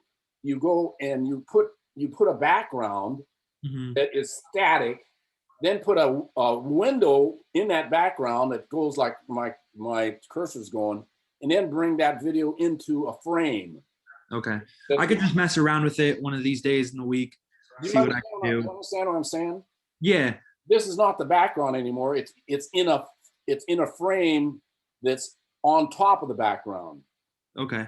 Then when you go to another page, you won't have that frame. You'll have your other frames. Like these are frames. And the video would be a frame just like this. And the background would be blank on this page as well as this page. Okay. So you're doing the same thing, but you're not using the same. You're not using the background. You're using a frame that you're putting the video in. Make sense? I said it twice. Yeah. All right. So let's go. Let's see. This is your. Yeah. All the way at the bottom is my final project. Oh, you didn't string them together. Yeah. No, I did. It's the final though. The final one, and those are like the individual ones. If the one leads into another, I should be able to hit the top one, and then it'd go and you'd see all of them. Well, no, the final one, I might just put just the final one there, because the final one is all of them combined with some extra stuff added to kind of like. All right, well, then you don't need any of the rest of them. You just have this one, you can make it bigger too. Okay. Hello. My name's Dimitri.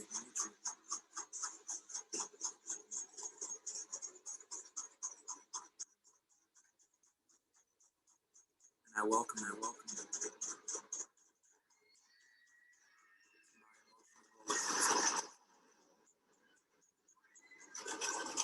Enjoy the ride.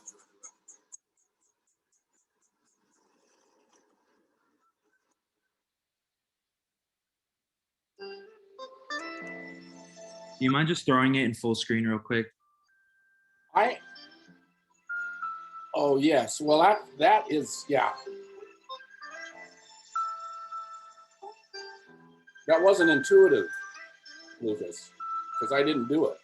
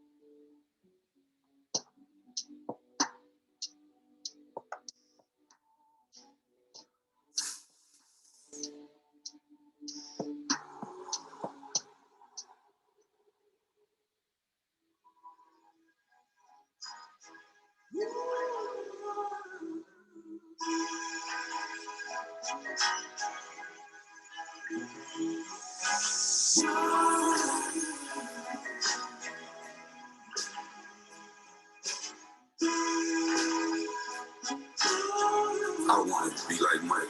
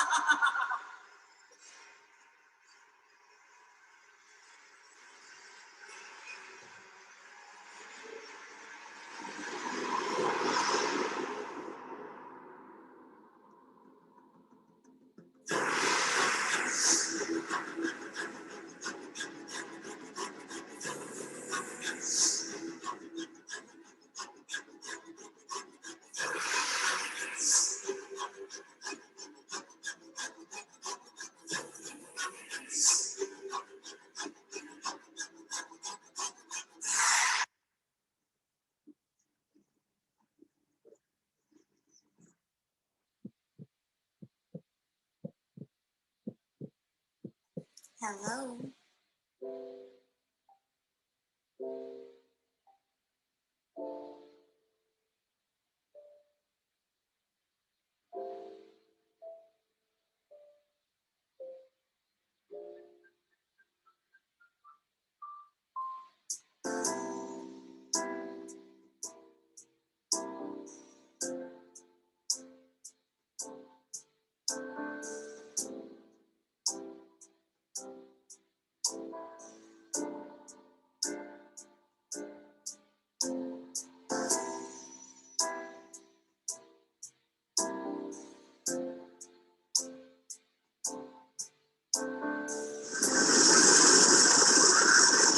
Hope you've enjoyed the ride. Yeah, that's really good.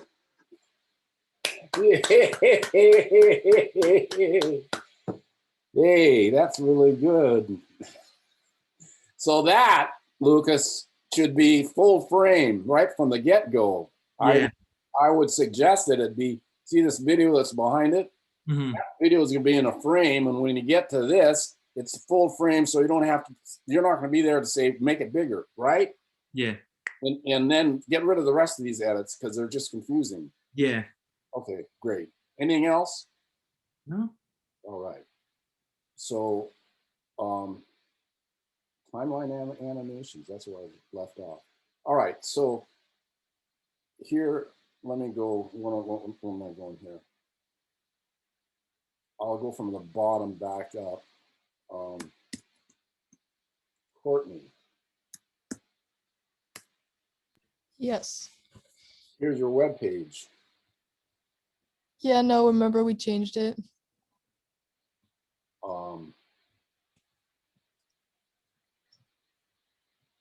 All right, so I have to, this is like the last, I gotta go and make sure that, Because I just emailed it to you like the other day. yeah, I remember that. And Yeah. I've got more than one document that is taking this stuff. And I sent it, I uploaded and I sent it, but I Oh, just, it's at the top. I can like give it to you right now if you want. no. Is that the same one right here? No, delete that email. I mean that URL. All Sorry. right, wait a minute. I have to make sure that I sent this to the web guy, and I thought I did, but I see it in two different places. I got it wrong, but I remember doing this. So now I'm going to go to the email itself.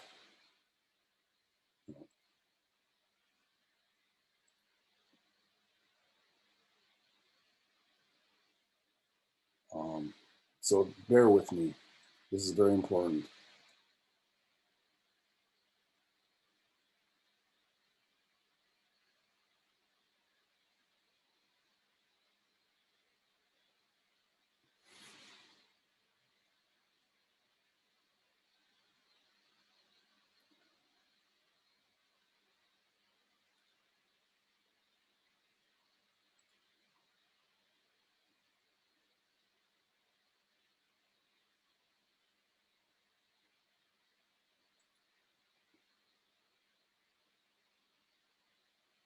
Here we are.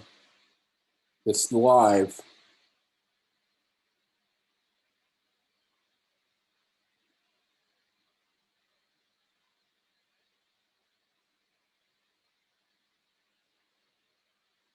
All right. So, Hey, that's it. so I have to do this as well. I've got to make sure that I send it to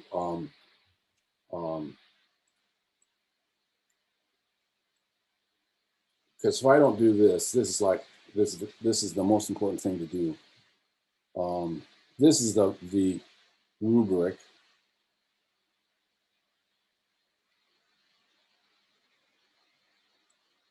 And that is what they got.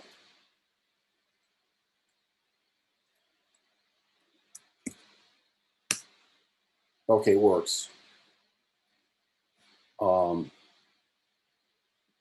So here's everything you've done. Let's Yeah, look. it has all my projects. I just have to fix a couple like random things, like the portraits photo is Yeah. not there for some reason. My about. That's it. Work about. Yeah, see, like I have to redo that. I don't know what happened to it. What's supposed to be here? I have like a little picture of me in like a paragraph, Okay. but I was editing it. I guess it didn't save, so I gotta fix it. Okay. Do you have that? This goes back. Do you have this on it?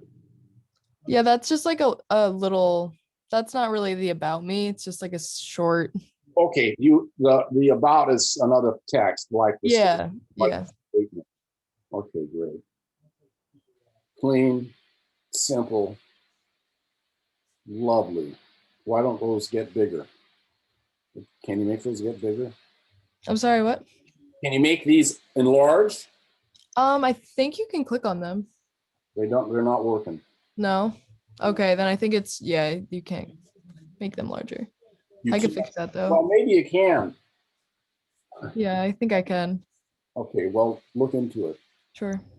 Would that be, I mean, this is posted design. Well, these are big enough here. Okay. Yeah. I think for the smaller photos, I should try to make them open. Okay. And these ought to be able to get bigger as well. Yeah. I thought they did, but I guess I was wrong. All right, we'll see if we can do that. Okay, yay! Thank you.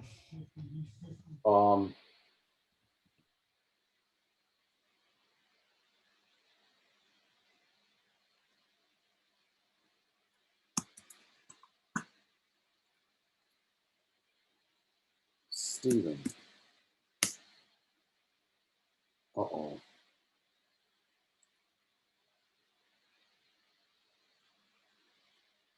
This is the last chance to make sure that these connections work. Okay, that's looking good. I just put like two separate sections, like animation and illustration and stuff. Animation is everything I worked on this semester. Illustration I just threw up just to make it look nicer. Well, yeah, absolutely. And I had my capstone project too, so there's that. Well, that's good. You got that on top because that's a finished one. Mm-hmm. Yeah, that's good. And these are the new ones. What? This is just like an animated GIF. Yes. And this one here. That's a voiceover line, so that one has dialogue to it. Let's supersize your burger for $2 extra. It's no big deal, of course. It's not like I need the money or anything.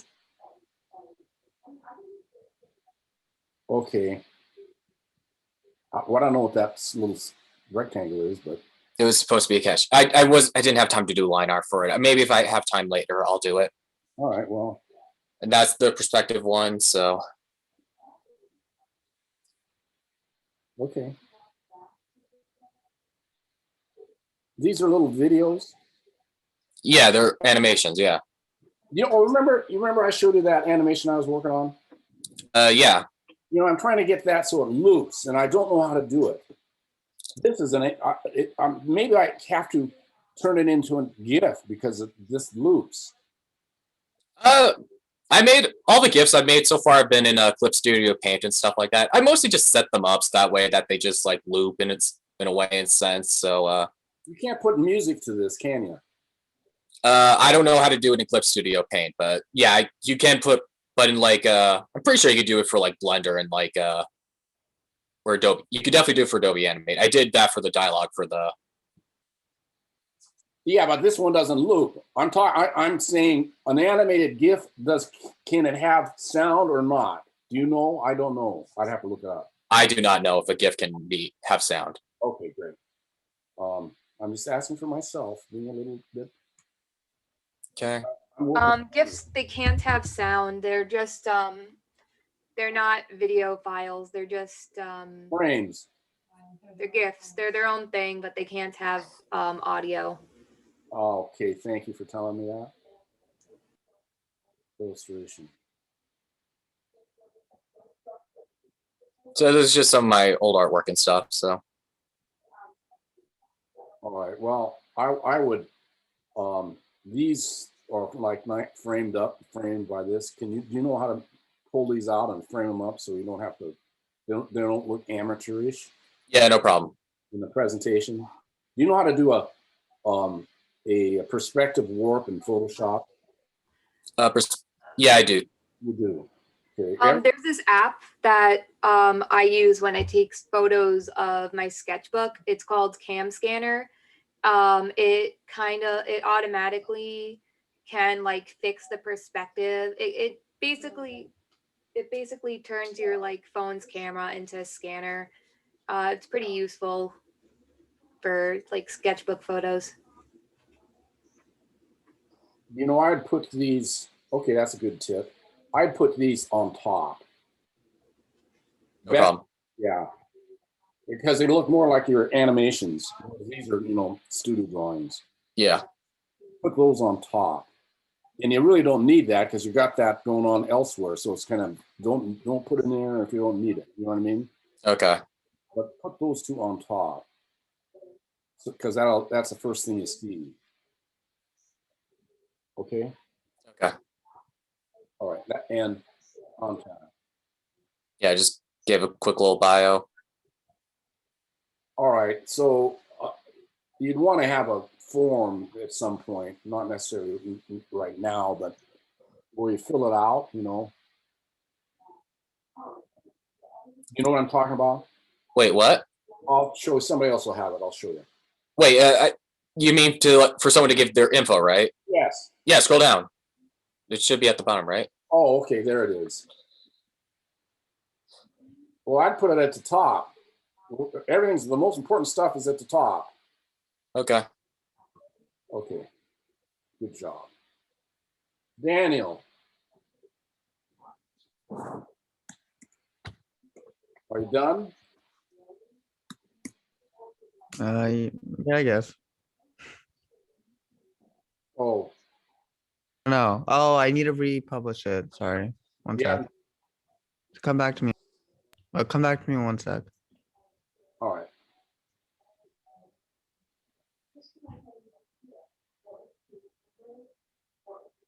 Okay, now wait. No. Well, I'll come back to you. No, do it right now. Do it right now. Oh, there you go. Oh, yeah. Much better. You're not calling the colors working and you're not calling attention to some design thing. Yeah. So this is a film. Yeah. That's awesome. All right. So we have I have 5 on there, but the 2 at the bottom are small because they're so big, and I'm trying to figure out how to get them in correctly.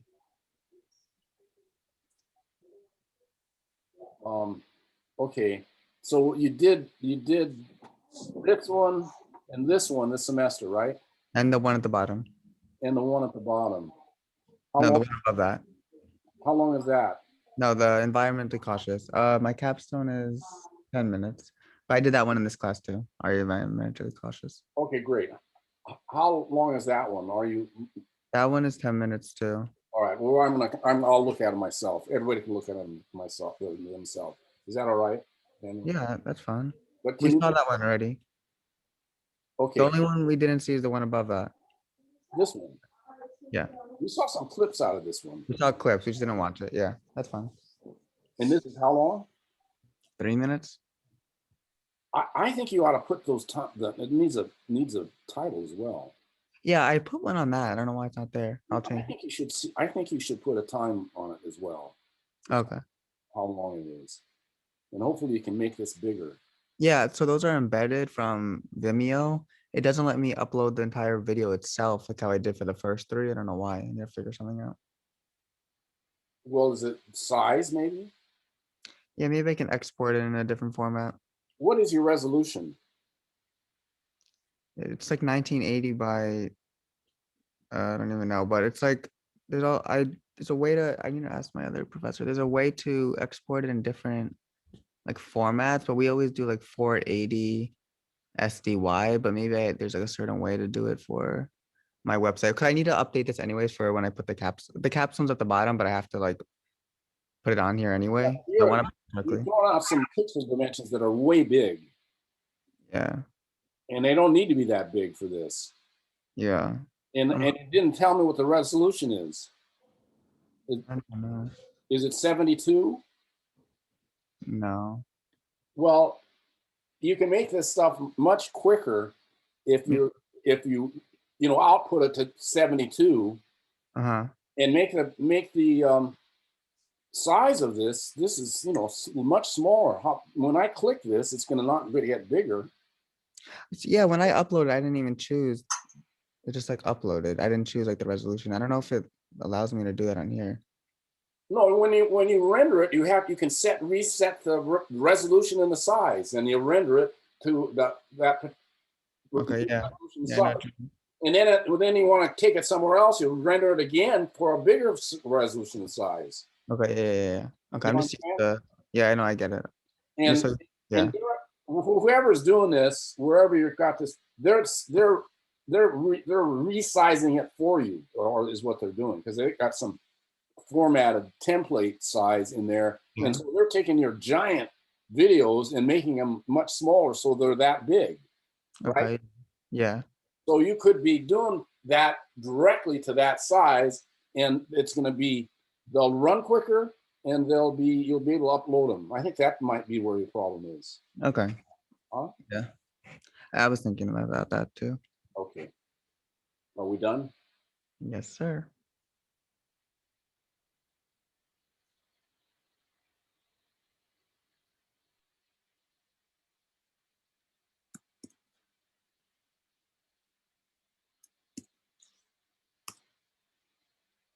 Oh, what happened here? I was trying to get Zuleika, and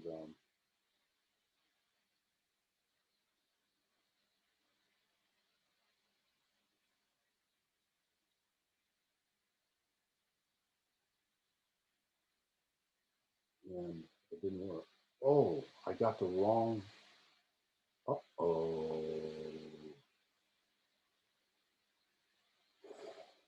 All right. I think I made a mistake. I'm glad I'm doing this, because I'm going to fix it.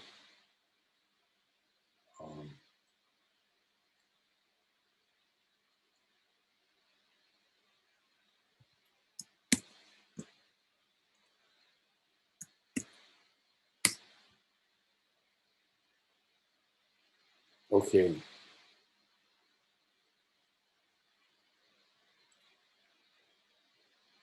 I'm fixing it here. File. Give me a second.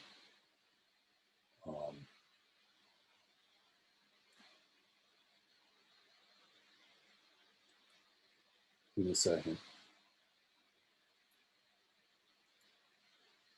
Because if I don't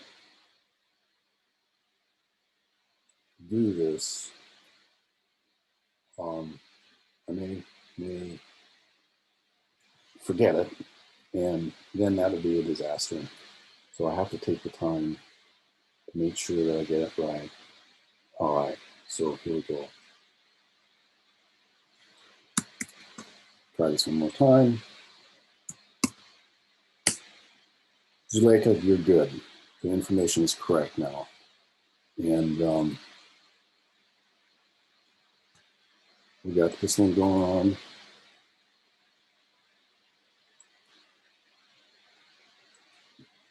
Okay, beautiful. They open up.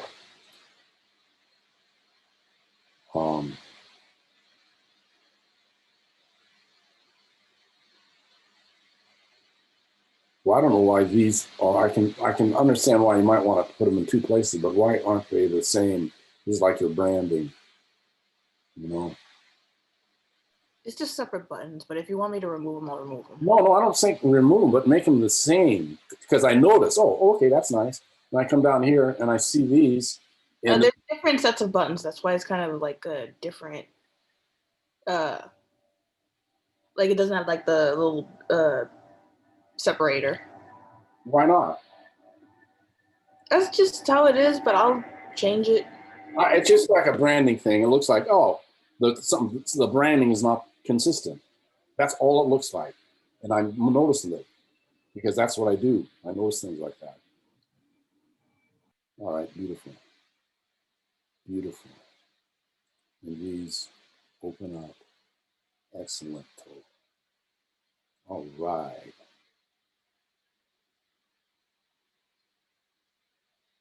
Okay, so we're missing a about page, resume, about page. The about page is the first one. I can't get back there? That's because you have the history thing, because there's a thing on the side where you can just click and go.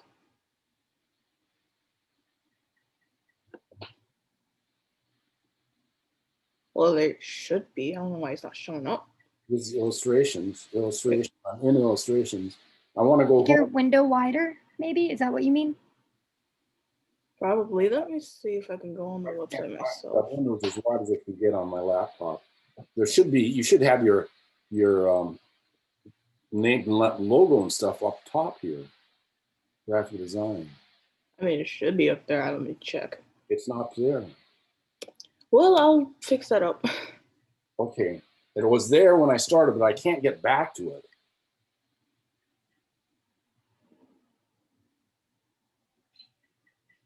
And then we have this thing going on. This is nice, beautiful, beautiful. Did you do any anything else besides this, like applications? No. No, okay. But this has all the applications. Yeah. Okay, good. So we got to solve that problem, right? Yeah. And you have the about me on the front page, but you don't have a resume.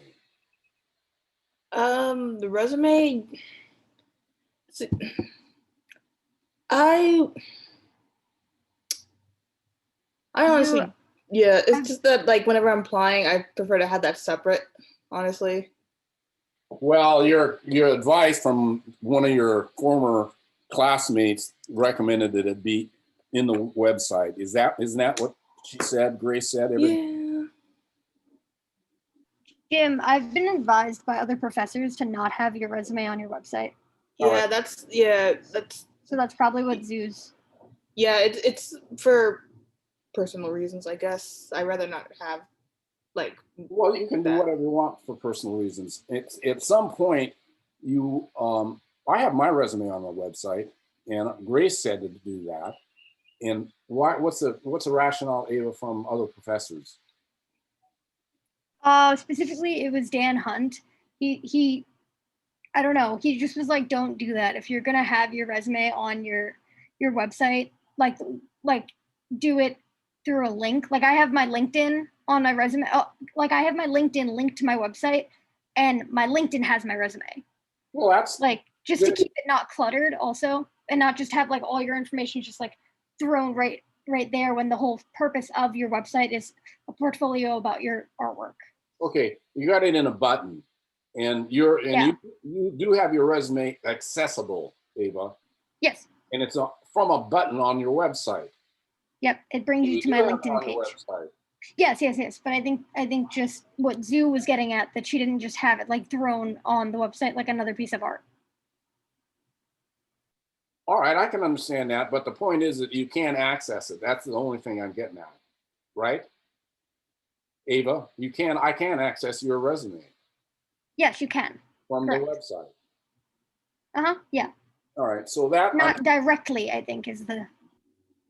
It's like not like the actual information isn't on the, like on the site itself. I mean, just like plastered on there. Okay, so let's go plastered.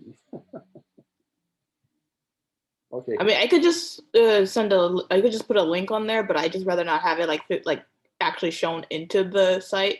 All right, well, there in your face.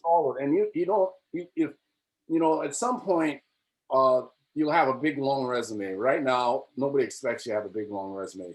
You could just do a bio, put it in a narrative, and if the idea is that you make yourself a personable, and by making yourself distant, like who is this person? I mean, you've done that, Zulika, by putting a photo on a front page, and you had, which is lost right now, and you have an about. So that does that. But that's the idea is a resume, tell your experience, and you trying to get somebody interested in you. So you'll have to decide how you want to do that. But let's go over to Ava and see, since we're talking about it, and see how she's done that.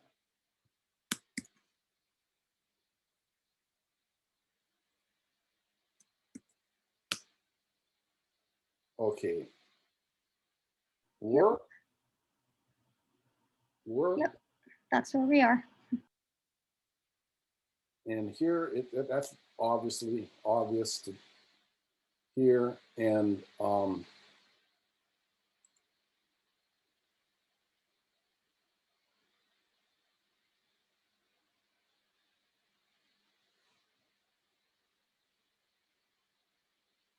So that's nice that you've given a context here, but you haven't. There you have. There you haven't. There you Oh, have. you know what? They all do have them. I just don't know. I think because that image is so clear. Oh no, it popped up. Yeah, there's nothing that pops up here, and it's not all that. No? No. Just check it out. Wonderland. Yeah. Wonderland what? Logo development? What is it? Thomas, tell us what it is. It's cover art for a podcast. Okay, say that. Reflections, digital imaging, illustration, vessel trip illustration, digital illustration. Beautiful. You will be missed, vessel trip. So you could say that, given that information, so they're not guessing. And if you want to do it a pop up, can you put 2 lines there? Yeah, I'm sure I can. Okay. Yeah. About.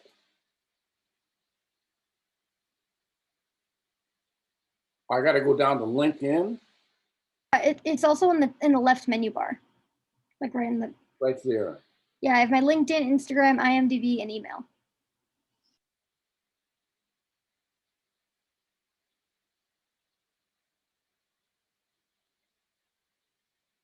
So there's your resume. Yeah. It's, And then it works backwards. I have a link to my website on my LinkedIn, if you're viewing my LinkedIn first. well, you can't even see this. You could zoom it in. Oh, wait a minute. What happens when you click on it? It should full screen. Oh, there's the little brackets. Okay. There you go. Okay. You use the stock resume right out of the resume office. Marymount's. Yeah, that's just what I'm using for now. It works. It gets the job done. It Yeah, works. well, it's This all- has been it's been optimized to work in like resume searches in like recruiters who search for resumes. Sometimes things like they search for keywords, and if your resume has like certain columns or like little like graphics or differences, they don't pop up properly. I gotcha. Ava, And that's so it's very- like very optimized, even though it's not very pretty per se. It Yes. just depends on the type of job you're going for. Yes. Like I guess if I were to print them out in person and like hand them out, that would obviously have the ability to look different. What Ava's talking about, we had somebody come into the faculty. If you organize, I don't know how do you optimize it, because I never did that. But to show up on search engines, there's a certain way to do this optimization. Am I saying this right, Ava? Yeah. Mm-hmm. And if you have a really crazy design resume, it won't be optimized, so it won't show up in metadata as easily, right, Ava? Yes. Mm-hmm. And Yep. but what that optimization is, Ava, tell us. You have to have your May 21st on upper right hand corner. It doesn't necessarily matter. But just when you have there's no like one direct way to do it or not do it. It's just that certain things, when columns are misaligned, when things kind of autofill, sometimes they'll be out of sync if they're on different lines. So that's why everything's very systematically in line. Well, you're saying follow a rigid grid is what you're saying. Yes and no. Yeah, yes. I mean, yeah, that's basically how it works. Okay, well so that means that you got to have a grid where and your grid, I could draw this grid out what you got here. Yeah. And you're following this grid, so and that will make it optimized. Yeah, it just keeps it easy for a computer to grab information line by line. Okay, that doesn't have anything to do with font choice. No. Doesn't have anything to do with point size or leading. No, not necessarily. But yeah, you can play with leading and play with whatever you want to fit. Like my line spacing, where there's blank spaces, that's much smaller than anything else, and that doesn't matter. It just makes it fit on the page. Yeah, it's just about alignment, I guess. Okay. Well, But if that's not what, if you're not looking to apply to these big companies that have automated searches for resumes, then it doesn't matter as much, right. you know, like depending on what Okay, well, that's you a wanna good, do. that's a good information we're getting. But that's Yeah. everything you said doesn't preclude you designing this better. It could be designed better. Yeah, sure, definitely. So, and I suggest you do that because people are going to look at this and say, this is generic.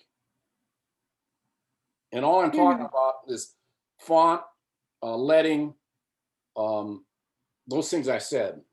Font size, font There's leading. also, yeah, I'm also changing a lot of stuff because I'm graduating. I don't need to have certain things as highlighted. Like that. What do you mean like that? Anticipated. Well, yeah, of course, yes. Then I would be graduated, you know. All right. Well, this is not a design resume. No. As it looks. The way that it looks is what I'm getting at. No, it is not. Okay. How do I get out of here? The little X in the top right. All right. Anything else? That was nice that we went through all this. Nice. Yeah. That's about it. I don't know. What else did you? No. Yeah, I think it looks pretty good. Yeah, it's clean. I don't know what that space is there, but that's all right. Yeah, so that space basically, that work page is a collection page, which is different from the about and contact. So Okay, I get you. like it just separates itself, and there's no way to change the spacing. I've tried. All right. Well, it's clean. It's easy to navigate. That's what we're doing here, checking all this. Great. Yeah. Okay, so Okay. Is this website live now? Is what? Is the website live? Because I see me right there. Yes, it is live. Oh, cool. Wait, how can we navigate to it? Just go to this page. Here. I can't see with the I'll go back. Department of Art and Art History. Okay. Professional portfolio. You got to go to that Department of Art and Art History. And there you are. Okay. All your glory right there. I can go to everybody here. Sydney. Sydney said she just stepped out for a minute. Oh, I'm back. Thank you, though, Ava. Perfect. It's all good. Well, it's not good because that page is not showing up. Wait, what? I don't know. New portfolio. There it is. Oh, okay. Okay. About work contact. Oh, this is the same template as Ava. I understand. Yes. I'm currently working on putting in like a home page kind of thing, so that way this isn't the home. Because I would like there to be like a sort of like a welcome kind of thing, and then click into work. Maybe your picture and a welcome statement. Yeah, I'm working on that Okay. literally as we speak. So hopefully I will have that done. Maybe I might not finish it tonight, but by sometime this week. Beautiful. Beautiful.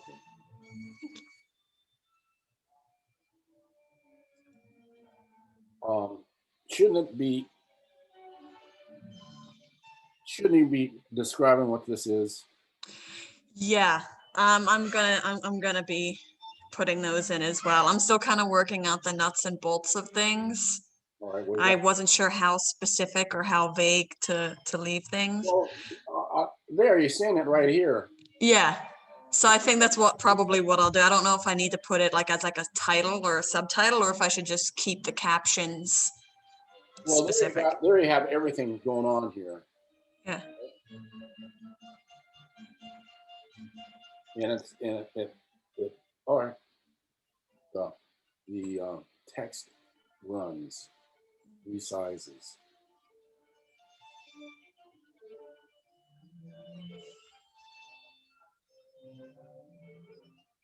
Exhibitions.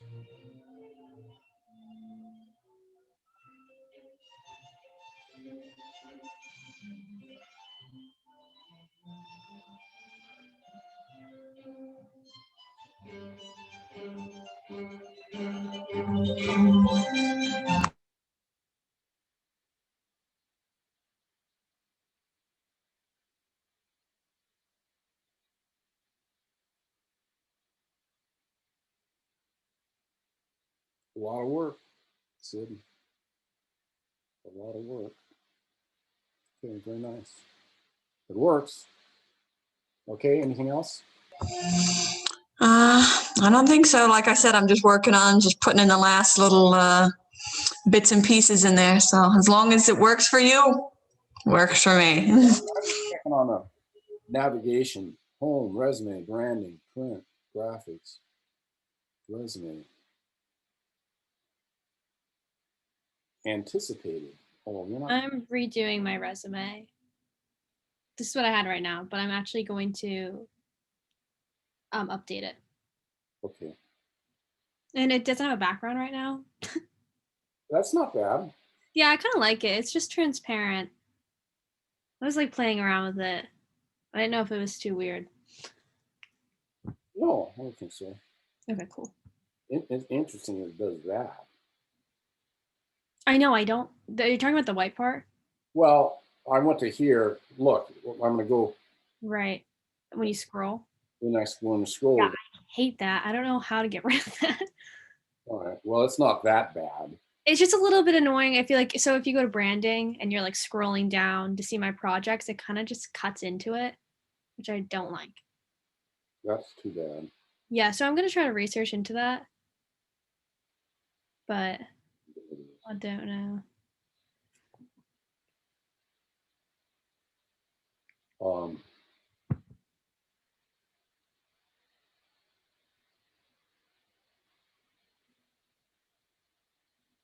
Yeah, and then I don't like this preview page and I don't know how to fix that either.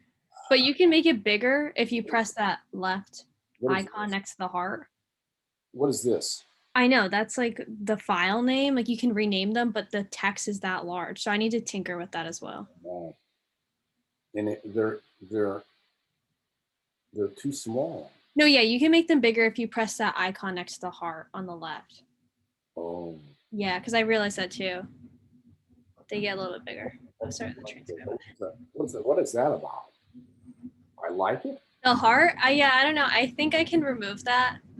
I think that's so you can get like analytics from your website if someone is like on a specific page and is like, oh, I really like this work, and then I can see it on my dashboard. Huh. Interesting. Like an Instagram type of thing. Interesting. Didn't know about that. So that is to make it bigger. Yeah, but I want to fix that text because I don't know why. That is the size of like the header text on Wix that I have. And I would like to describe what each of them are individually, but you can't even describe it because it is so large. Well, that's something's got to figure that out. Yeah. Okay.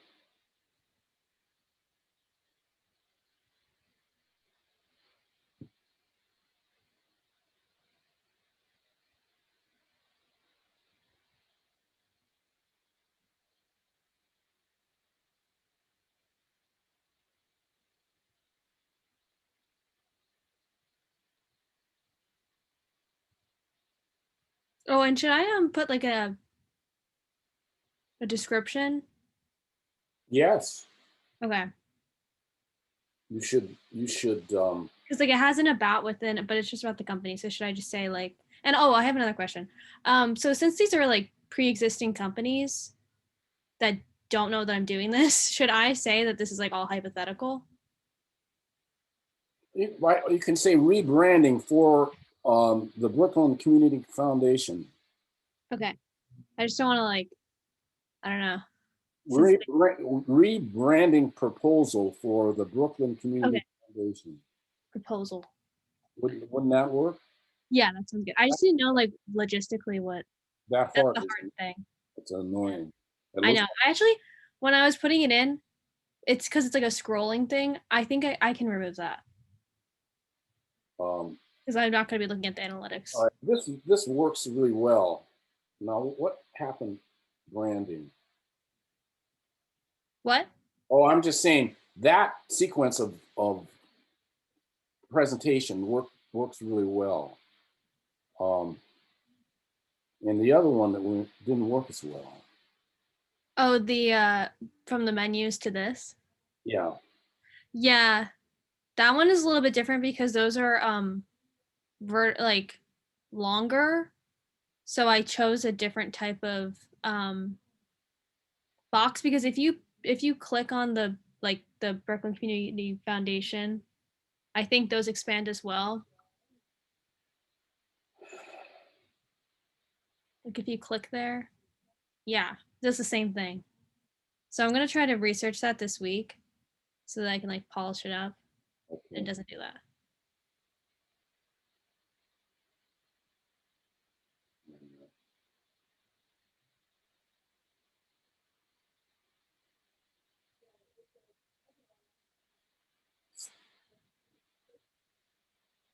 So this works really well. Yeah, I took the idea from Zulika's. She did the same scrolly thing. Okay, well that works. It's very easy, quick. You can see it. You know what I mean? Yeah, I actually really like it for spreads, like the 2 pages. Yeah, and And then that I could try to fix that one. I just picked it because I thought it would fit the size of the page better since those are like longer versus or the height is longer, yeah. like top to bottom. So I can tinker around with that.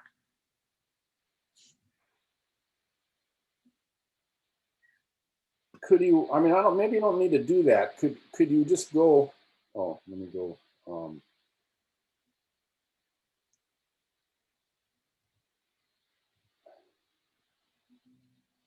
See that. Let me see. That does that. It isn't. It isn't really getting any bigger here. Yeah, you have to press that button again on the left next to the heart. Oh, let me go back to it. That actually gets it full page. See, like on the, yeah. That'll get the whole book. And then you can just scroll through it that way as well. With those little arrows. Boy, it'd be nice if you could just go. You didn't have to click so many times to get to this stage. I know. I don't love Wix, but Is there a way that you could figure that out so you don't have to click all those times? yeah, because I wanted obviously them to zoom in. I think there could be a way that I do it so it zooms into a whole new window. You But know, you're working against tediousness because for anybody at any time, whether it be this kind of portfolio review thing or trying to get a job, and when you have to make people think, oh, I got to go there, I got to go there. The more you do that, the harder it is for you to sell yourself. Right? That's what Grace said. I could see this being all in a row with the same arrow stuff here. Okay. You know what I mean? It's not like a separate scrolly thing. Could you make you know how on here you have this this going on? Yeah. Or over here it's that going on. Could you make this menu, one of these frames, the menu lying down so it's in 3 dimensions with a shadow? Yeah. And the problem with this, of course, is, well, you can almost see your typography because that's people are going to be looking at that. And this is almost in, okay, I'm just trying to make it simpler. Yeah, so they can analyze it better. Yeah, I mean, this is really works really well. Yeah, I really like that system. Yeah. And I'm going to get rid of all that hard stuff. Okay, so print. Yeah. This was just other stuff I had from previous classes. Which I think I'm going to add to as well. Because I just have mock-ups, but again, you can't really see it that well. So I think I'm going to do like an example of a mock-up and then do the individual pages in a scrolly thing. Yeah. And why do these have to be so small? Can't you scale this up? Yeah. I might even just do one mock-up, like just do an example of this is what it would look like as a mock-up and then do another gallery like from the branding thing. That'll work. So, because you really need a mock-up so they get it in a context. That's a print thing. You know what I mean? So. And because it just looks repetitive. And then this is that journal that we did. Oh, yeah. Well, that turned out, that's what it looks right? like. It looks like a real textbook. Yeah, sure does. Yeah, for this one was because this was like I forget how many pages this was. I think it was like 30. So I wasn't sure how to show it. 30, not this. I swear, or maybe it was no, maybe it was like only like 18. That's a nice way to show it. Okay. Do you think I should do individual pages? No. Or No, I don't. I think you've done it here. If you've shown, you need an example of typography. Yeah, That didn't make it any bigger. I know. Yeah, that's Can you go and make this the presentation page, and when you go click, you put in another photograph, and it's the scaled up to like that one page there, but it's this big. yeah, that's like I'll try to do that. That's what I don't really like about Wix is it's not super user friendly because what I would want to do is I have a main photo that I click and you can click through like kind of like what you just said. So it zooms in, but right now the drop down menu is like, oh yeah, I want it to expand, but then there's no other options. It just expands to what they think. They don't allow you to put another photograph in there? No, but I mean that might be a different section of the settings that I'm not exploring. So I'll check that out too. Okay. You don't need to show all of them. You need to show, like, you did a lot, but then one page to show typography. Yeah, because I wanted to like highlight one of my favorite pages. Okay, very nice. And then these are just some of the graphics I've done. Is that do something? That's a video. So yeah, so they move. Like this is her YouTube thing. So I made it like jingle. Okay, cute. Sorry about all the noise. And then the one below, this actually doesn't have any sound. There's just an ad thing.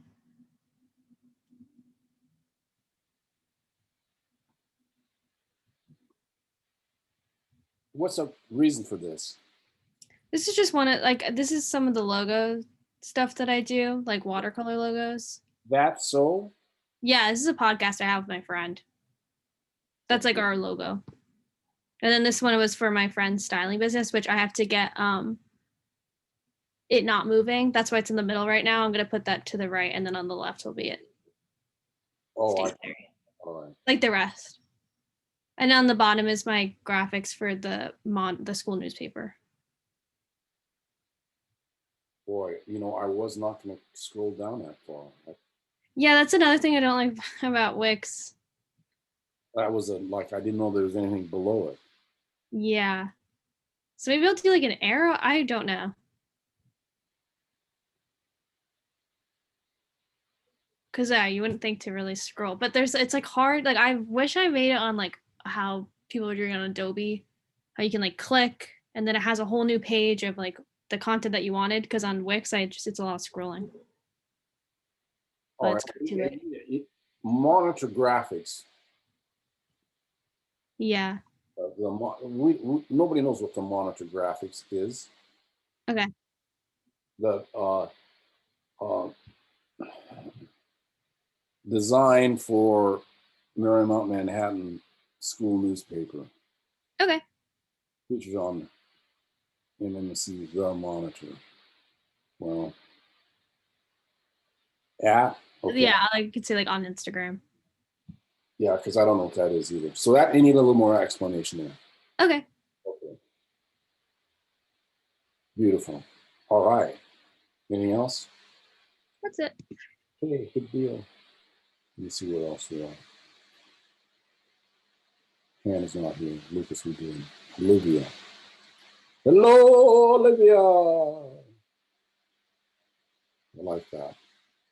You didn't update this. Oh, shoot. I knew I was forgetting something. That is my bad. That's all right. That's all right. Because that's what we're doing today. That was our goal, and we've done it. Yeah. I changed the quote to character design as suggested. This isn't a button. Yeah, it just sort of that I gotta maybe see if I can make it into something with a button, maybe change. Well, it looks like you could click on this and you see something else, but you don't. Yeah, I think because it was the quote section. So I'll try and find another button setting. There isn't anything below. This isn't a button to anything. Yeah, no, that's what I'm gonna try. I'm gonna see. I didn't realize that, but I am gonna see if I can make that into a button. It would be good to have a button lead to different examples of character design. Do you have different ones on this? No, sorry, All right, well, you're not finished. This is a stock photograph as well. Right. I wanted to have more image examples. I wanted to mostly include like some cleaner digital images, but I have not been doing much digital art outside of class. And I can see now that I may need to include a background for images I had uploaded as transparent, like the logos and that last one of the guy in the purple pants, because when something's transparent, the background just shows up as black and you can't make out a lot of features. All right, I'm more concerned here with this navigation to make it clear. Yeah, it's not the most. All right, so we've got this going on. So I may have to change the layout if anything, but I prefer not to, but I'll have to see. All right, this is right here where Clara has to be Olivia with a statement, right? Yeah. Okay. I forgot about that part when I was making. I don't have to worry about it. Don't have to make excuses. You just have to do it. Okay. We got a week. Sorry. All right. So, and then what's working here is when I open this up, I get these arrows. Now this is working, but it's all the same thing, and they're not.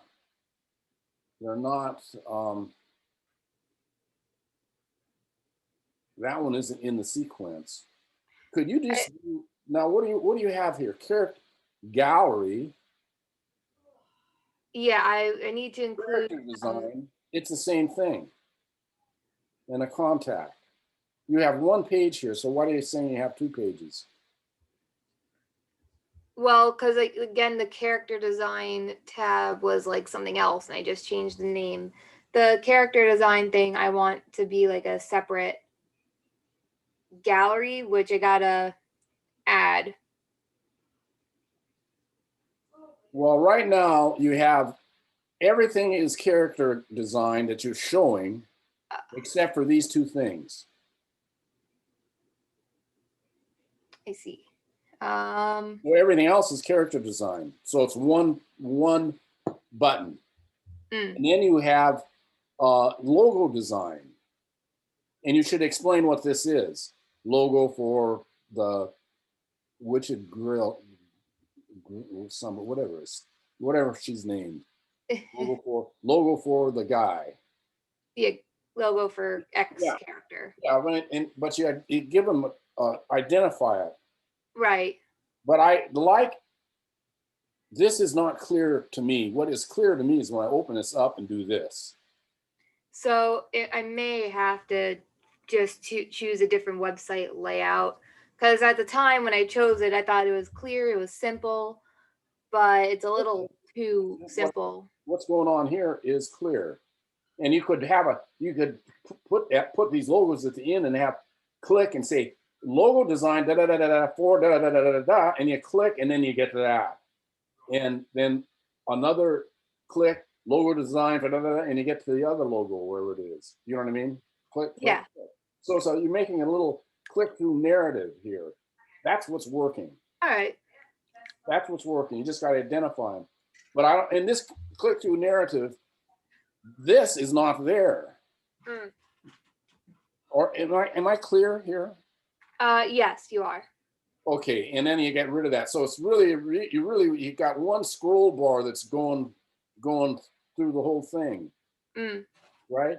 And you could just start it out with character design, and you go click on it, and you go show your slideshow. That's all you need, right?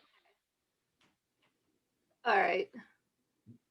Olivia, do you have anything else to go up here on this website? I am aiming to include more things. I do need to find like some clean and finished pieces, because I tend to have like I do like a lot of different levels of doneness, and so I just need to find things that are at a more presentable level of doneness. But I do aim to have more on the Well, website. this isn't doneness, but it's effective. Yes, That's effective. doneness or effectiveness. Yeah, okay. Like showing a process. Okay. All right. So you got an idea where you're going to make this clear, right? Yes. Okay, good. Anything else then? No. All right.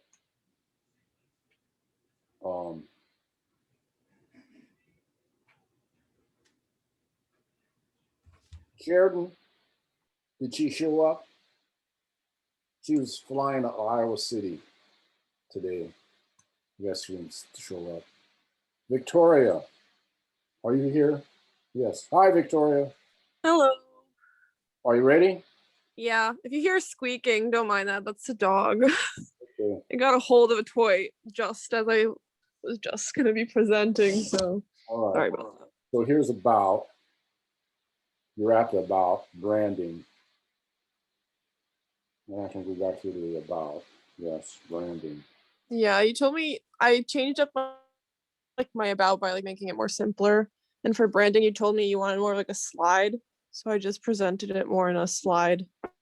This is what I'm looking at is very nice.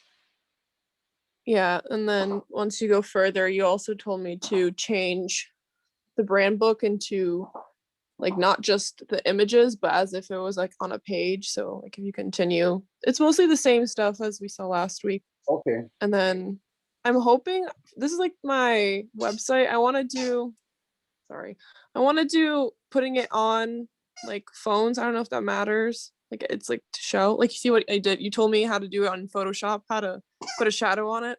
Yeah. So I did that. Why did they get, why are these? There's yeah, I have to figure that out because those big.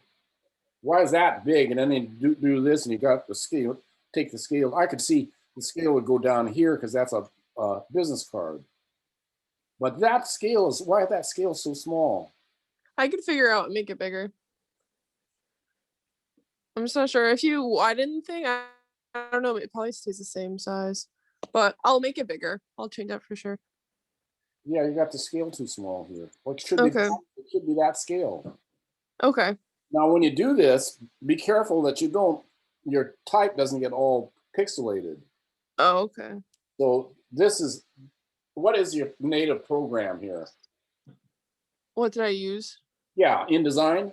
Yes. Okay, so, and then you saved it as a what? How did you turn it into a photograph? I believe it was a PNG, I'm pretty sure, or JPEG, because I had to do it through Photoshop once more. And then when I uploaded onto the site, it was too small. So I had to crop it down. And I don't know if that's what affected it. I could always just start from. I think you're going to have to start from the native. Yeah, and make it bigger. So keep the type not pixelated. Yeah, I never realized it. I thought it looked fine on my computer, but I could change it. I would suggest that you save the document as a PDF and you open each page in Photoshop. It'll come in one page at a time as a PDF, and then you'll have crisp typography, and it'll be as big as the original. Then when you scale it down off to that the size of that. Okay. And which is going to be much smaller than that InDesign document, and it'll keep the text precise. That's what you have to be careful about. Will do. Okay, good job. Beautiful, beautiful, beautiful.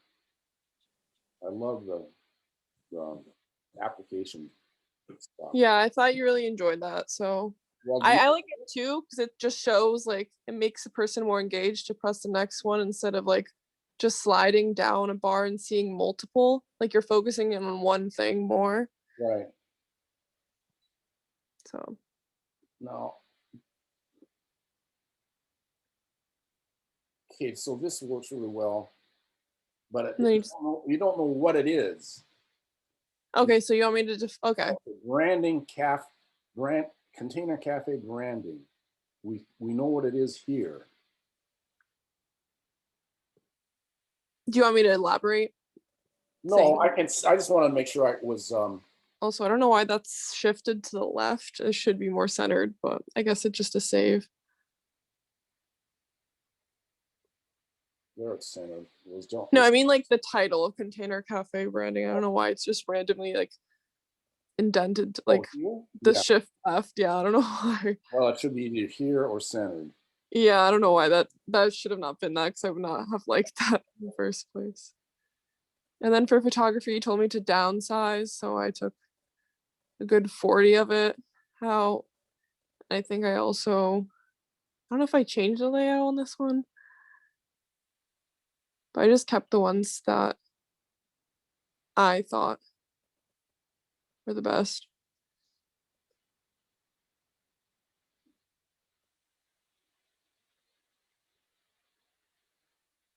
Well, you could still edit this. Okay, you want me to downsize some more? Well, you don't. Yeah, you don't. It isn't quantity; it's quality. So, okay, which is the best squirrel picture here? it's gonna be hard. I have to I know say. it's hard to I had edit. to remove already 3. I don't know. What are your thoughts? It's hard coming from the person who takes a photo. I know. I understand. I gotta ask more people. I'll ask some people and I'll. Well, let's ask some people right here. Okay, who likes which? Courtney, are you still here? I'm always here. Oh, okay. Thank you. So you got 4 squirrels. We want to get rid of 2. Which ones? Well, I love the squirrel pictures, so it's kind of hard to pick, but if I were to pick, maybe the one with the fence, just because I could see the fence is a little out of focus. And that's a problem. And then I don't know, I guess I really like the picture all the way to the left with like above the squirrel. I think that's like a nice composition. Yep. But I think the top one, maybe. The top squirrel. Maybe you can get rid of that one in the fence. But that's my opinion. So I mean, that one whatever and that you'd one. like. So the ones you're choosing is this one and this one. Yeah, I like those the best. Okay. Sorry if that was confusing. No, it wasn't. Everybody has an opinion. Victoria, good luck. Okay, thank you. This was a little little. No, yeah, no, I understand. On what to choose from. Yeah. I didn't want to make this opinion. Yeah. But I did. There was one where the squirrel was like literally looking like it was like bending the fence. Like there's part of like a photo where like the fence was bent and like the squirrel had its like hands right on the spot. And I thought I just got the money shot from there, but I removed that. That was just for humor. Money shot. I gotta tell you, I gotta tell you, Victoria, that what Courtney chose and what I chose were the exact opposite. So. Oh really? What did you choose? I'd like to hear you because you're. That isn't. Courtney's a photographer. Come on, Daniel. Which one do you like? I like the first one Courtney said, and then I like the top with the white completely background. You like this one? I like that one and the overhead one. That one. Yeah, those two I like the best. Okay. It's okay. But they're all good. All right. I'm not going to tell you what. Anyway, you don't come have to this looking at squirrels. Yeah, well, I was just thought you had 4 of them there, so you could easily choose. We could have done this one too. You know, which one is the best here? Yeah, I'll figure it out. No worries. I got it. Try it. Mm-hmm. And then I did this just because I don't have so many. And then you just press on one to make them bigger. And then it's continuing. Oh, nice. You did the giraffe there? Yeah. These were actually in my photos originally, but I was like, wait a second. I think it's like an applying of graphics. So No, they're fun. This is interesting because it is, I don't know what this is, but this is something a little different. But these are fresh. Thank you. And this is something different. These are nice. Yeah, because I didn't have like, you were talking about this last time, how like there's just a lot of variety in it, but there's not multiple of the same one. So I just threw it under one scope pretty much. So that's why I kept it when you like exit it out. It's like slim little Okay. things. I don't know. You have a bunch of different avenues you could pursue.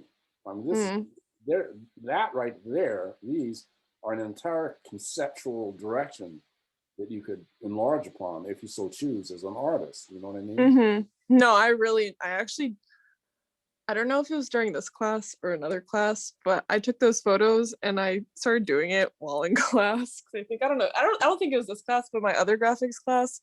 So it was more out of boredom. This is a direction you could go in as well. Yeah, that was fun. I mean, that's fresh. This one, these are a little more, I mean, these are nicely done, but a little more of the genre, you know what I mean? Yeah. As is this one, but they're good. Okay, good. Video. And then, I don't know if you ever looked at them, because you said I wanted to downsize. I think I removed one of them, but yeah, I don't think you ever got back to me about which videos I should keep. There's a lot of stuff going on, right? Could you put some captions on this? Yeah, I could definitely elaborate on what each one is. Give a time on it. A time of how long the video is? Yeah. Okay. That'll help, because people aren't gonna see all of them, Danny. Same with yours, I don't think. They're gonna pick and choose a few of them to look at. And make Yeah. The thing that sucks though is like through YouTube, you have to have like a certain amount of, I don't know really how to change the front. Like they give you 3 options throughout the whole video of what your this goes right to the first photo is. So that's for a camp. I made a video for them to advertise.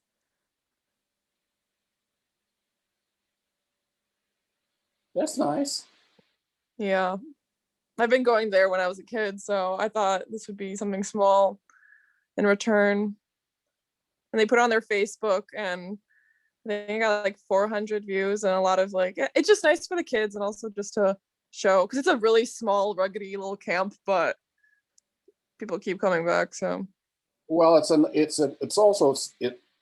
a advertisement or something that's for a purpose, which is nice. So, and it's 6 minutes 28 seconds. Okay, good job.